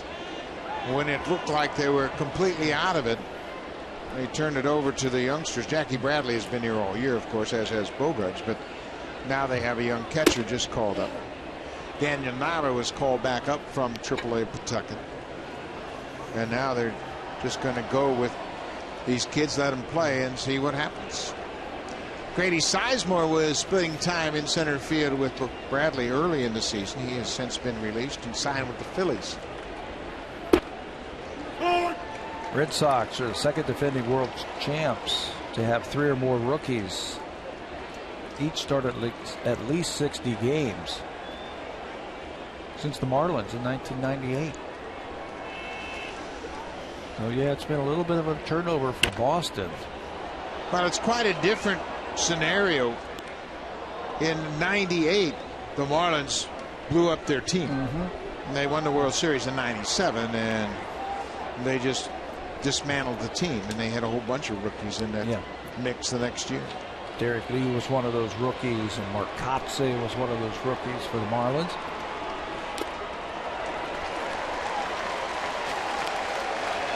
Bradley Jr. strikes out. That's the second out of the inning. The 17 hits for the Red Sox is the season high for Boston. They had 16, 3 different games, and they had a 16-hit game here at Toronto back in April.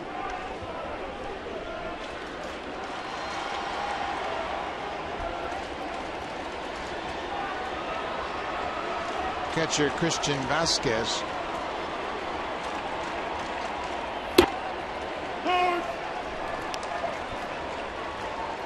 Vasquez, we mentioned he's from Puerto Rico. Just continues that trend of outstanding Puerto Rican catchers to make their way into the big leagues. There's been a few, haven't there?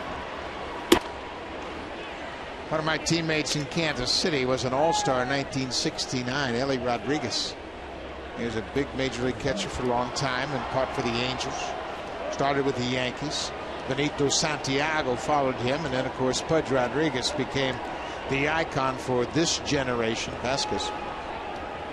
Sandy Alomar Jr. He was right there. Then the Molina brothers.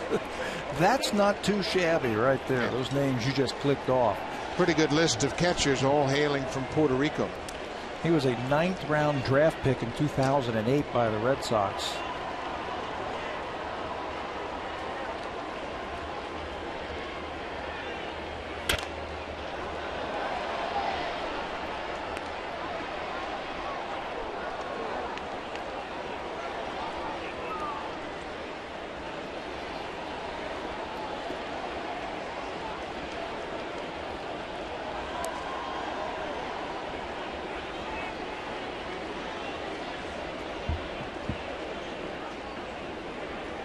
Two and two, 2 outs. Right to Dan Johnson. He'll step on the bag. The inning is over.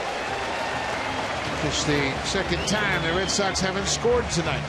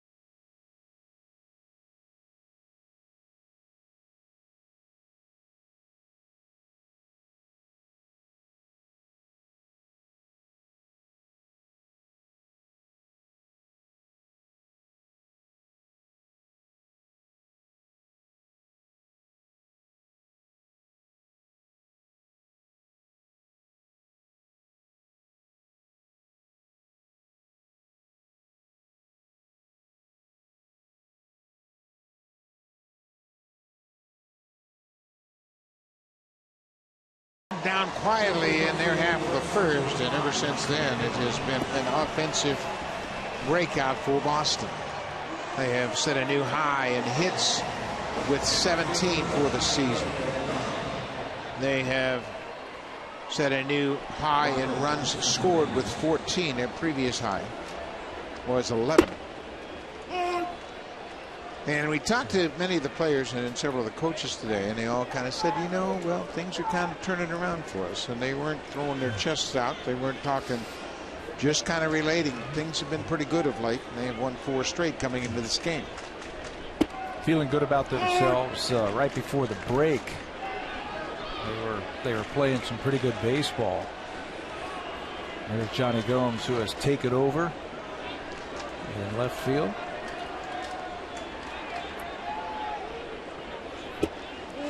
But they can't go out there and stick their chest out and say, yeah, we're playing really well. They've played well for a week. Right? Well, that doesn't necessarily mean you can't. We see a lot of people do that for short terms. But they're professionals.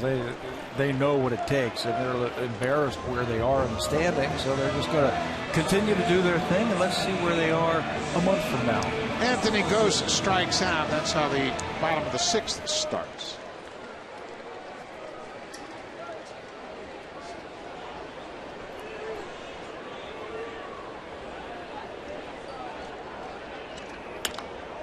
There's a drive off the bat of Steve Tolleson. Daniel Nava has moved to right field. Nava has moved from left to right, and with that pushes the right fielder, Brock Holt, into second. Dustin Pedroia will get the rest of the night off. Again, you talk about giving guys some time off in games like today. Dustin Pedroia has played just about every game this year for the Red Sox.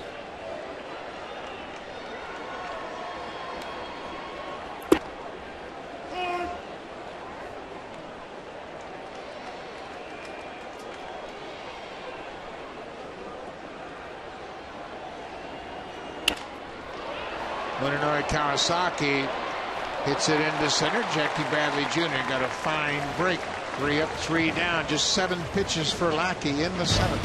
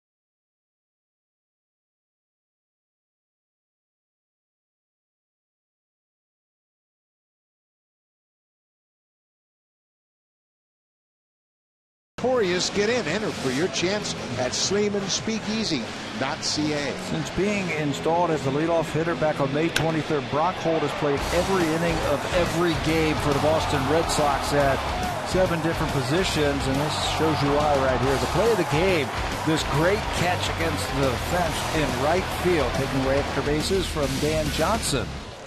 Brock Holt doing it with his glove and his bat tonight. And he's going to lead things off. Holt is 2 for 4. This is his 5th plate appearance here in the 7th inning. Rod Rasmussen, the 3rd Blue Jays pitcher to work. Darren Mastriani has taken over in left field for Melky Cabrera. So Blue Jays regulars getting some time off their feet. Reyes out of the game. Cabrera out of the game. Melky's hit streak against the Boston Red Sox comes to an end. In a 9-game hitting streak. Melky hit the ball hard twice. He lined out twice to the left fielder.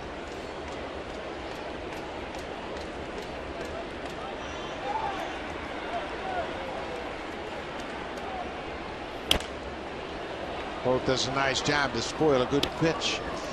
You had mentioned that Pedroia, who left the ball game, had played an awful lot. He'd played all but 38 innings at second base this season.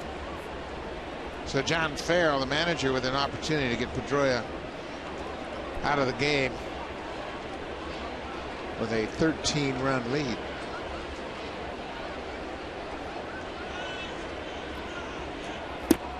Holt strikes out. 1 down. Let's check in with Jamie Campbell.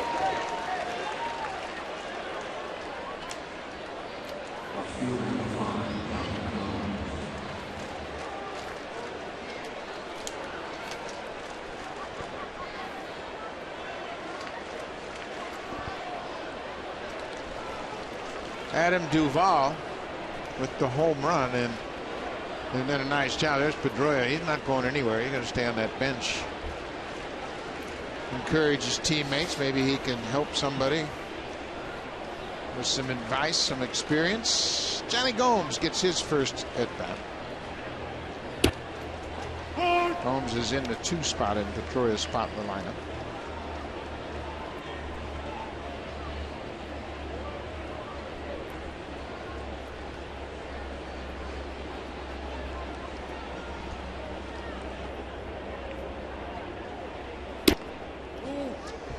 Jamie Campbell brought us an update on that San Francisco-Philadelphia game, and that Philadelphia pitcher is of interest to a lot of people.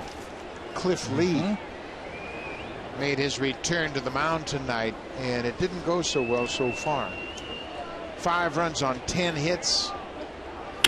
Cliff Lee is rumored to be on the move out of Philadelphia. There are a lot of people involved with other organizations in Philadelphia tonight to watch Cliff Lee throw. You get Cliff Lee and his contract, right? Yeah. You trade for him, that's a tough one. It would be nice to get Cliff Lee without his contract. Or a smaller contract, right? But you want him, you're going to have to pay for him. 1-2, high fly ball to center field. Rasmus right in front of the wall, jumps and makes the catch. Johnny Gomes hit it deep to center. 2 outs. Now it's time for the drive of the game, brought to you by the new 2014 Honda Civic, Canada's best-selling car for 16 years in a row, and the official vehicle of the Toronto Blue Jays. Boston Red Sox have 3 multi-home run games this year, and guess who's hit all 3? David Ortiz. He homers against Brad Mills and then homers against him one more time. Once in the 4th, this in the 5th. That's 3 multi-home run games this year by the Red Sox. David Ortiz has every one of them. He fouls its first pitch back. They have not had a 3 home run game since Will Middlebrooks did it against the Blue Jays right here. If you remember that one. Will Middlebrooks now is down in AAA trying to recapture that stroke. Bouncing ball. Francisco at second base throws out Ortiz. The inning is over. We'll go to the bottom of the 7th. Red Sox in a locker.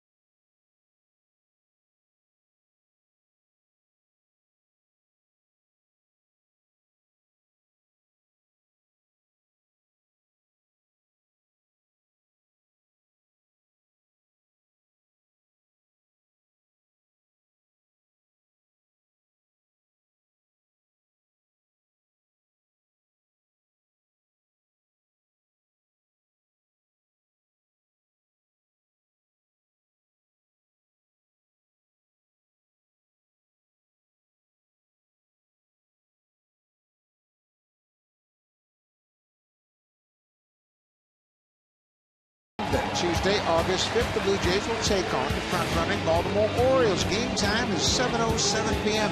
Help determine the T-shirt that will be given away to the first 15,000 fans. Vote on Twitter by using the hashtag @ConnectJays.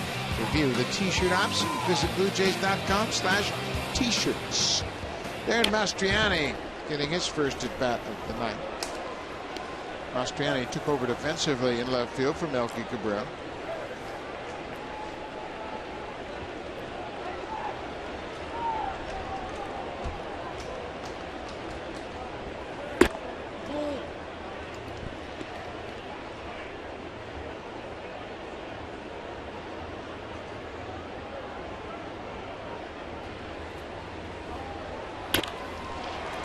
On the ground to the shortstop. One down.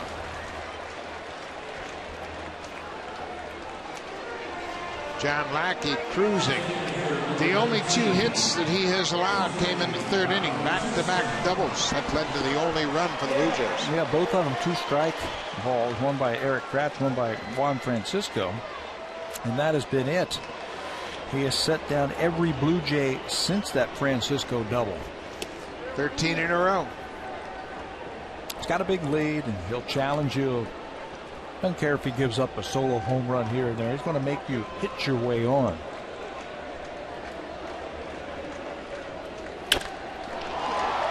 There's a high drive to right. Nava catches it right over the glove of Jackie Bradley Jr. They have switched positions. Nava started in left. He didn't hear Jackie Bradley Jr. calling for it, but he was able to make the catch. Jackie Bradley can cover some ground out there in center field. That ball was slicing back to Nava. You can see there's a communication problem right there. Nava slows down, says, "I got it." And because he's a little bit taller, plucks it out of the air. Talking about Lackey with that big lead, he's just going to throw it in there and make the Blue Jays beat him. Doesn't want to walk anybody. And he hasn't been striking people out because he hasn't had to. He's just been throwing his fastball, and he's been cutting it a little bit, throwing a little bit of a breaking ball. He was averaging 8 strikeouts per 9 innings, which is his highest since 2005 coming into this game, but he hasn't needed the strikeout. Now, and tonight's the night where you can really coast and save some bullets for down the road. Sure. He's only thrown 73 pitches. He had a 7-pitch 6th inning. Trying to go upstairs and miss, but Rasmus fouls it out of play.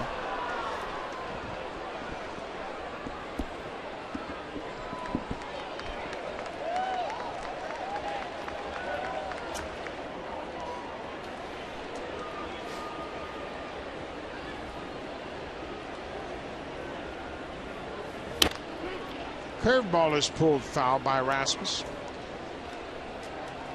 Well, the Blue Jays have to have a short memory after a game like this. You have to turn the page and think about coming back tomorrow. If you let this linger, it can really create problems, but this is going to be the way the schedule is going to be. This is game 100. Jay Happ will go to the mound and take on Jake Peavy in game 2 of this 4-game series. Easy inning for John Lackey.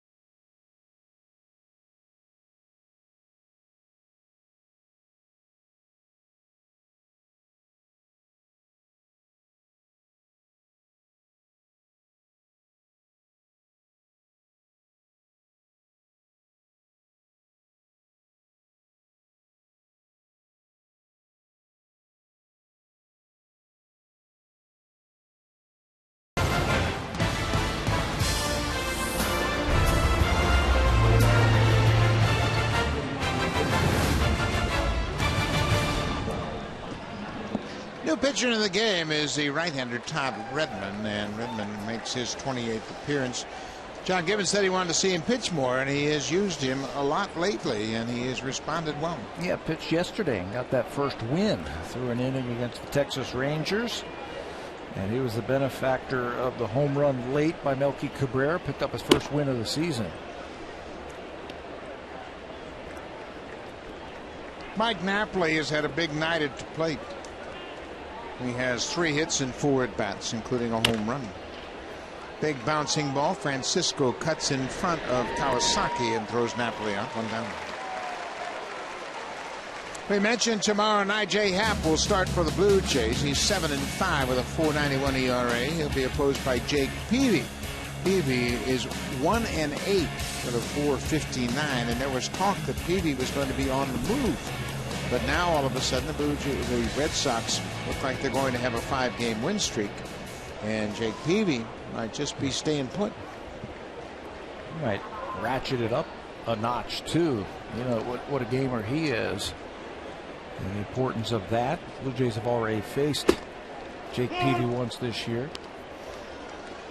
Jake Peavy beat them here at Rogers Center early in the season, and he'll be going to the mound. And there was talk as recently as the last couple of days that Peavy might be subject of a trade. But the Red Sox starting pitching has been great of late. John Lester has been phenomenal. He has been on some roll.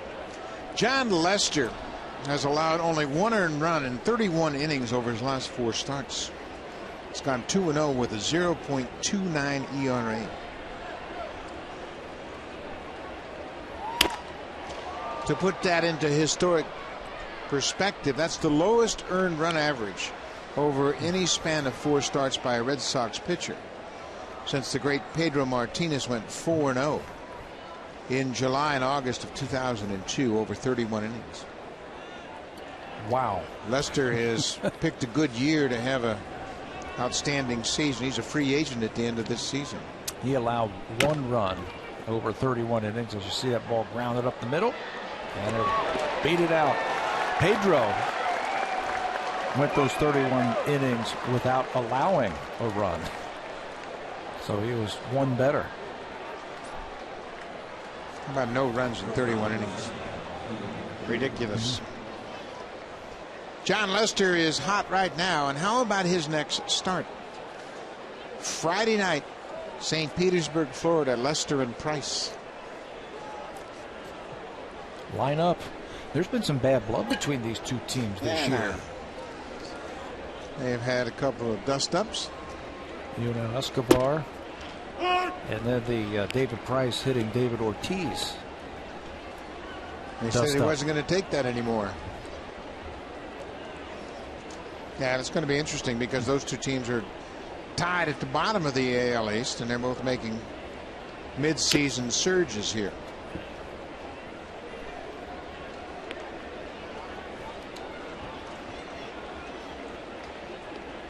Oh, 0-2, 1 out.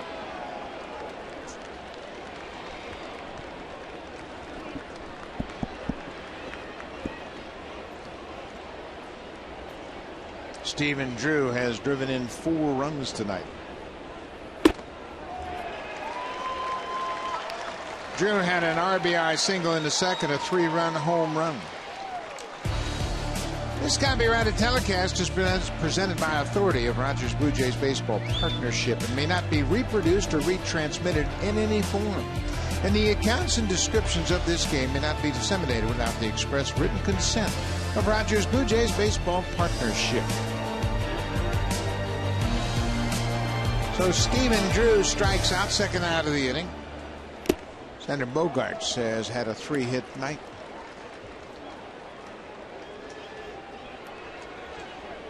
He had 3 straight 3-hit games back in May. Youngest Red Sox player to ever accomplish that feat. Chance to have a 4-hit game now.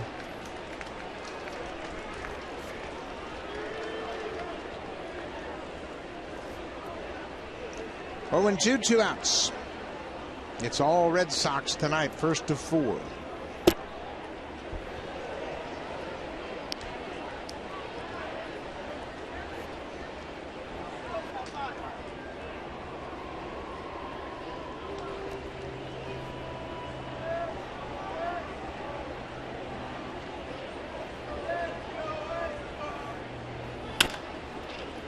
Bouncing ball, big hop to Kawasaki. They go to second, who get the force out. We'll go to the bottom of the 8th. It's all Red Sox. Now it's time for Blue Jays Central Update. Here's Jamie Campbell and Greg Zahn.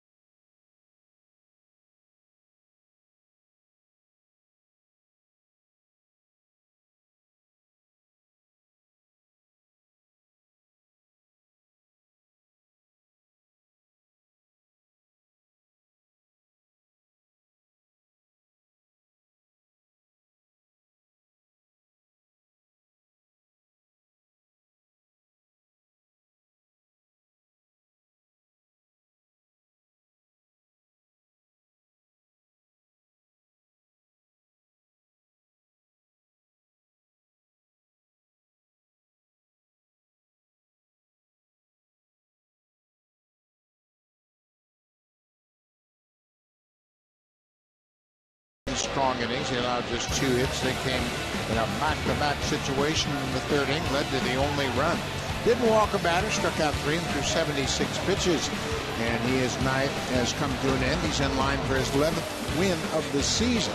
Felix Doubront will come out of the bullpen and make the relief appearance. Doubront has not pitched in 2 weeks. He last pitched on the 7th of July. He began the season in the Red Sox starting rotation, moved to the bullpen the end of June. As a starter, his ERA was up over 5. 50 innings, he gave up 29 earned runs. That's why you see that inflated earned run average for Felix Doubront. Moved to the bullpen. This is his 4th relief appearance of the season for Doubront. He has a good arm. The problem has been his lack of command.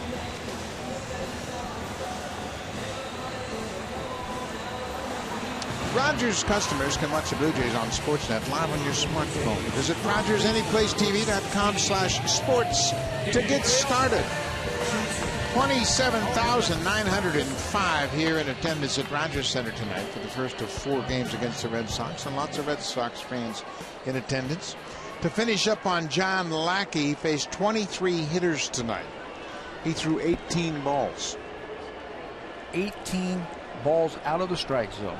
Those 76 pitches. He also retired the final 15 Blue Jay batters he faced.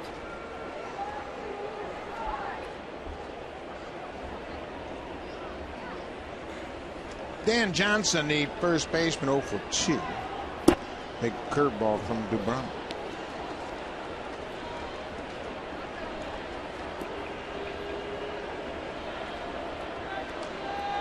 Kind of sums up the evening for Blue Jay fans.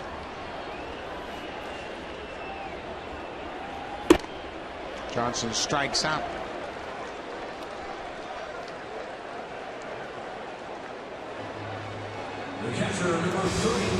Blue Jays had a similar start to their last series against the Texas Rangers.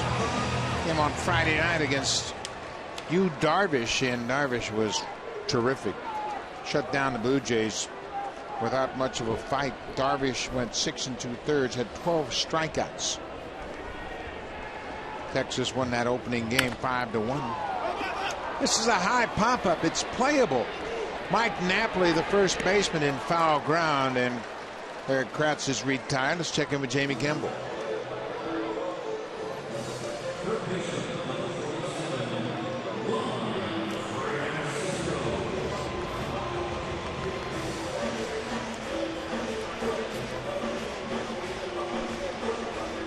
How about that? Shin-Chu Chu came on as a pinch hitter in yesterday's game. He's 2 for 4 tonight. Picked up the RBI for Chu. Just his 34th RBI of the season. Gio Soto, the catcher, has another 2-hit game tonight. Broken offer right there for Chu. That poor baby. Sleepy.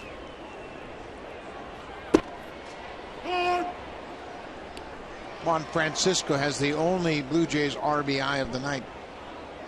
RBI double. His 35th ribby of the season.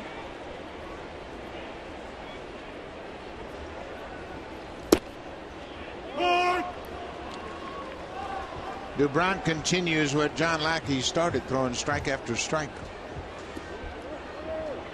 6 for 6 this inning. Dubront in the strike zone.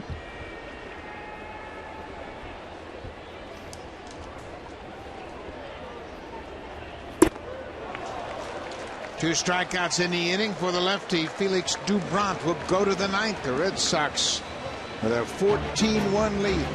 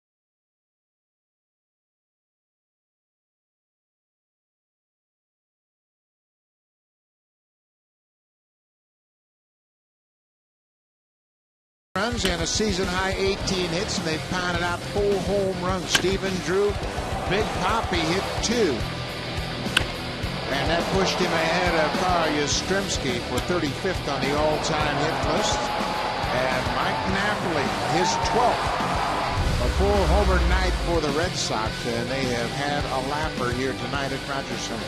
You know, they came into this game having hit only 72 home runs on the season. Texas has hit fewer. Kansas City has hit fewer. And Minnesota. Yeah, it's certainly not their profile. Nope. When you think back to the dominant teams they've had in the past. Todd Redmond in his second inning of work, facing Jackie Bradley Jr., who's had a pair of doubles tonight.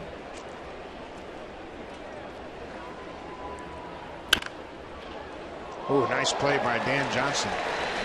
Bradley Jr. robbed of his 3rd double of the night.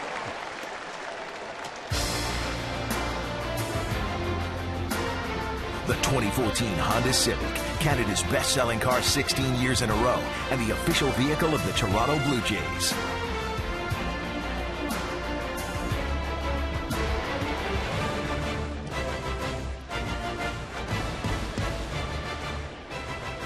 Lots of smiles in that Red Sox dugout tonight. They will move to within 5 games of 500. This would move their record of 47-52.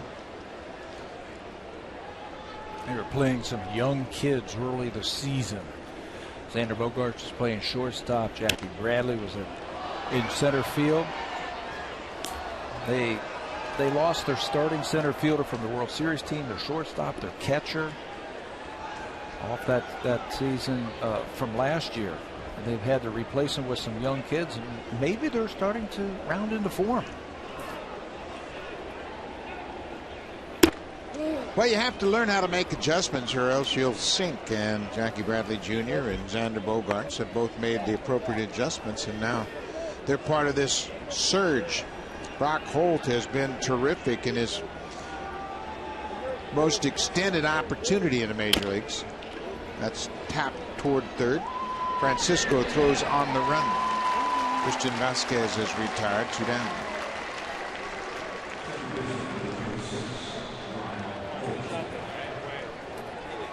You can't diminish the joy of a young fan coming to the ballpark, even though the score might not suggest the Blue Jay fans are happy. Those two guys are having a good time tonight.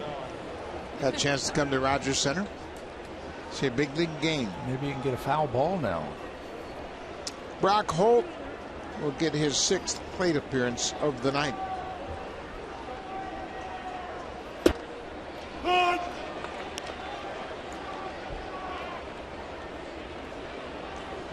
Blue Jays came into this game anticipating building on the back-to-back wins at the hands of the Rangers, but that went down the drain. Red Sox scored 2 in the second, 3 in the fourth, 2 in the fourth, and 6 in the fifth.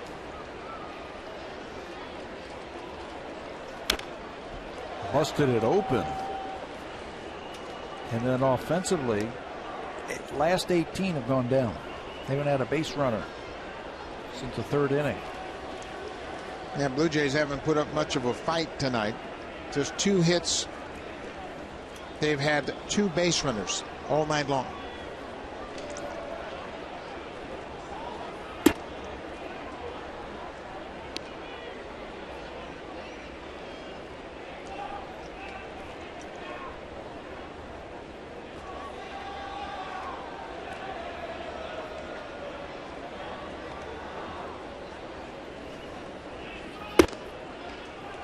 Outside is 2 balls and 2 strikes. Todd Redmond trying to close out this 9th inning. He gave up an infield single in the 8th, but that was it. Had a strikeout back in the 8th.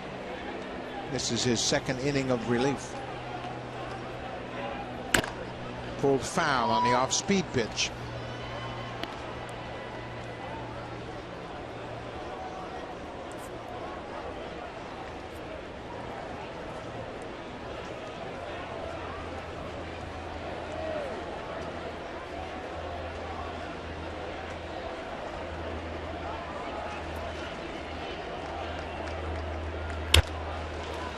There's a fly ball to left field. Mastriani slides and makes the catch. That ends the inning. So the Red Sox are done. The top of the 9th. Blue Jays will bat bottom of the 9th. Anthony Gose will start things off for the Jays.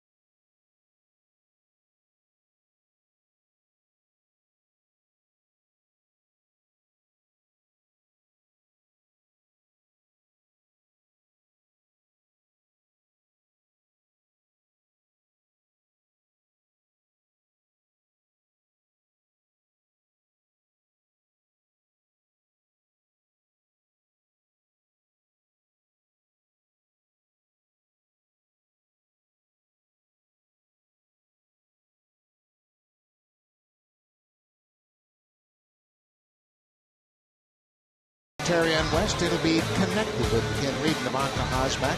You want more baseball right at the top of the clock on Pacific. It'll be the Orioles in Anaheim to take on the Angels. The right-hander Bud Norris goes to the mound for Baltimore. Matt Shoemaker at 7-2 will start for the Angels, and the Angels are hard charging, keeping pace with the Oakland A's, separated by just a game and a half out in the West.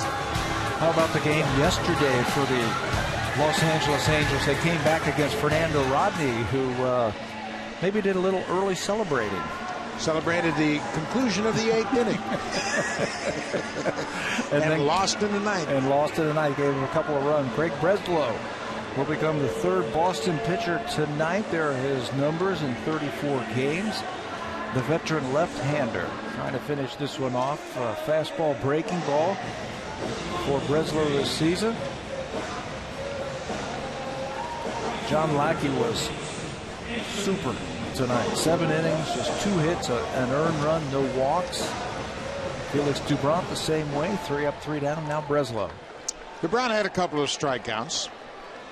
Lackey had the benefit of a big lead. He was ahead 6-0 headed to the bottom of the 3rd. So he just reared back and threw the fastball. Blue Jays have been retired 18 straight. Haven't had a base runner since the 3rd inning. Anthony goes 0 for 2 with a strikeout.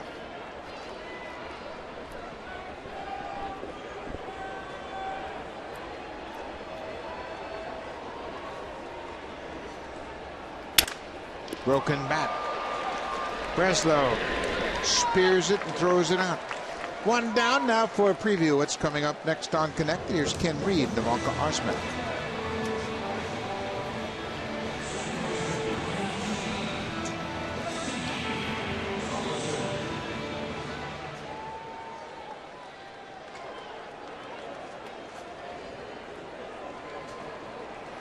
Thank you, Ivanka. That's all coming up right after this baseball game. Ken Reed and Navanka Osmak will break it all down for you. Steve Tallison getting his 2nd at-bat. Tallison flied out to right back in the 6th. He took over defensively at second base.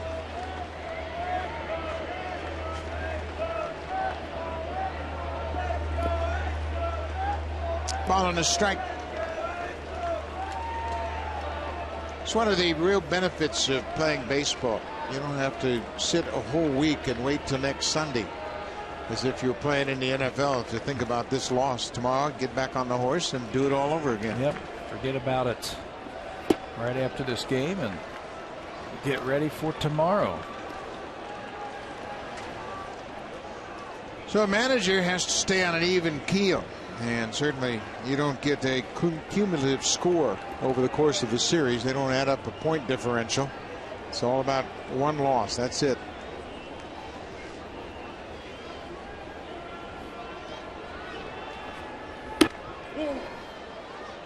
Blue Jays, it's a start of play, tied with the Yankees, 3 back of the front-running Orioles. The Yankees currently behind 4-2 in New York, middle of the 7th.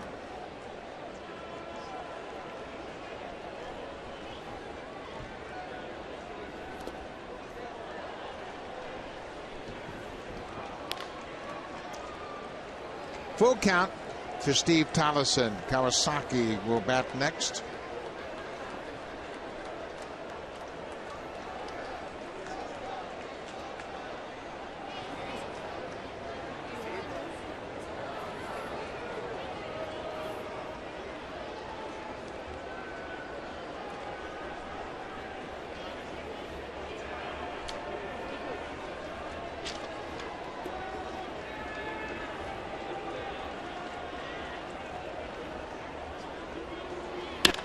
Hit hard through the hole into left field.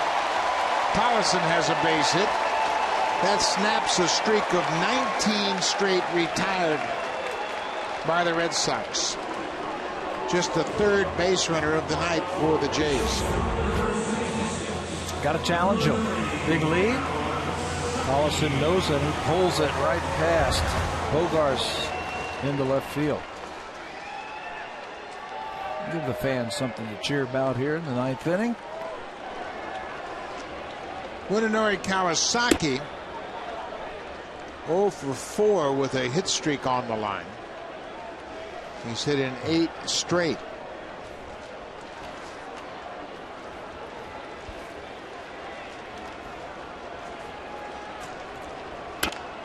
Kawasaki has hit .382 during that 8-game hit streak.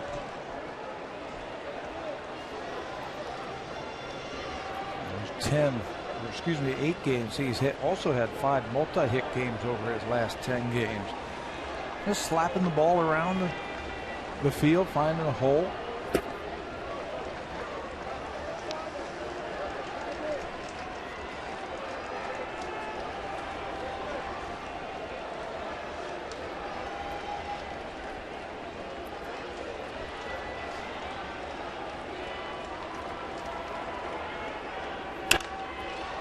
That's going to reach the seats down the left side, and Kawasaki with a 2-2 count.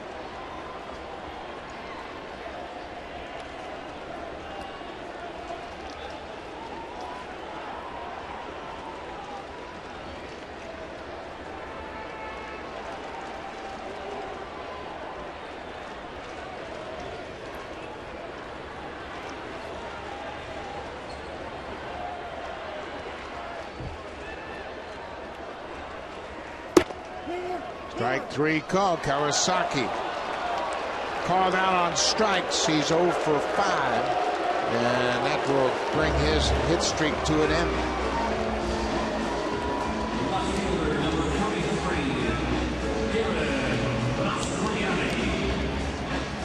Darren Mastriani will step to the plate. He grounded out to shortstop back in the 7th, his only at bat.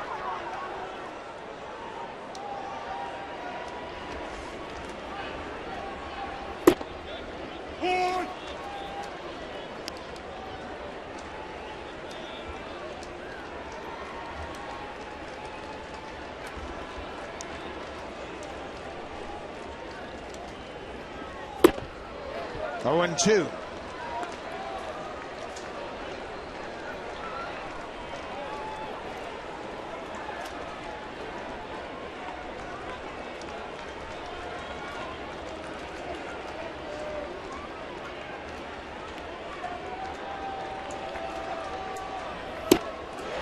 Ball game.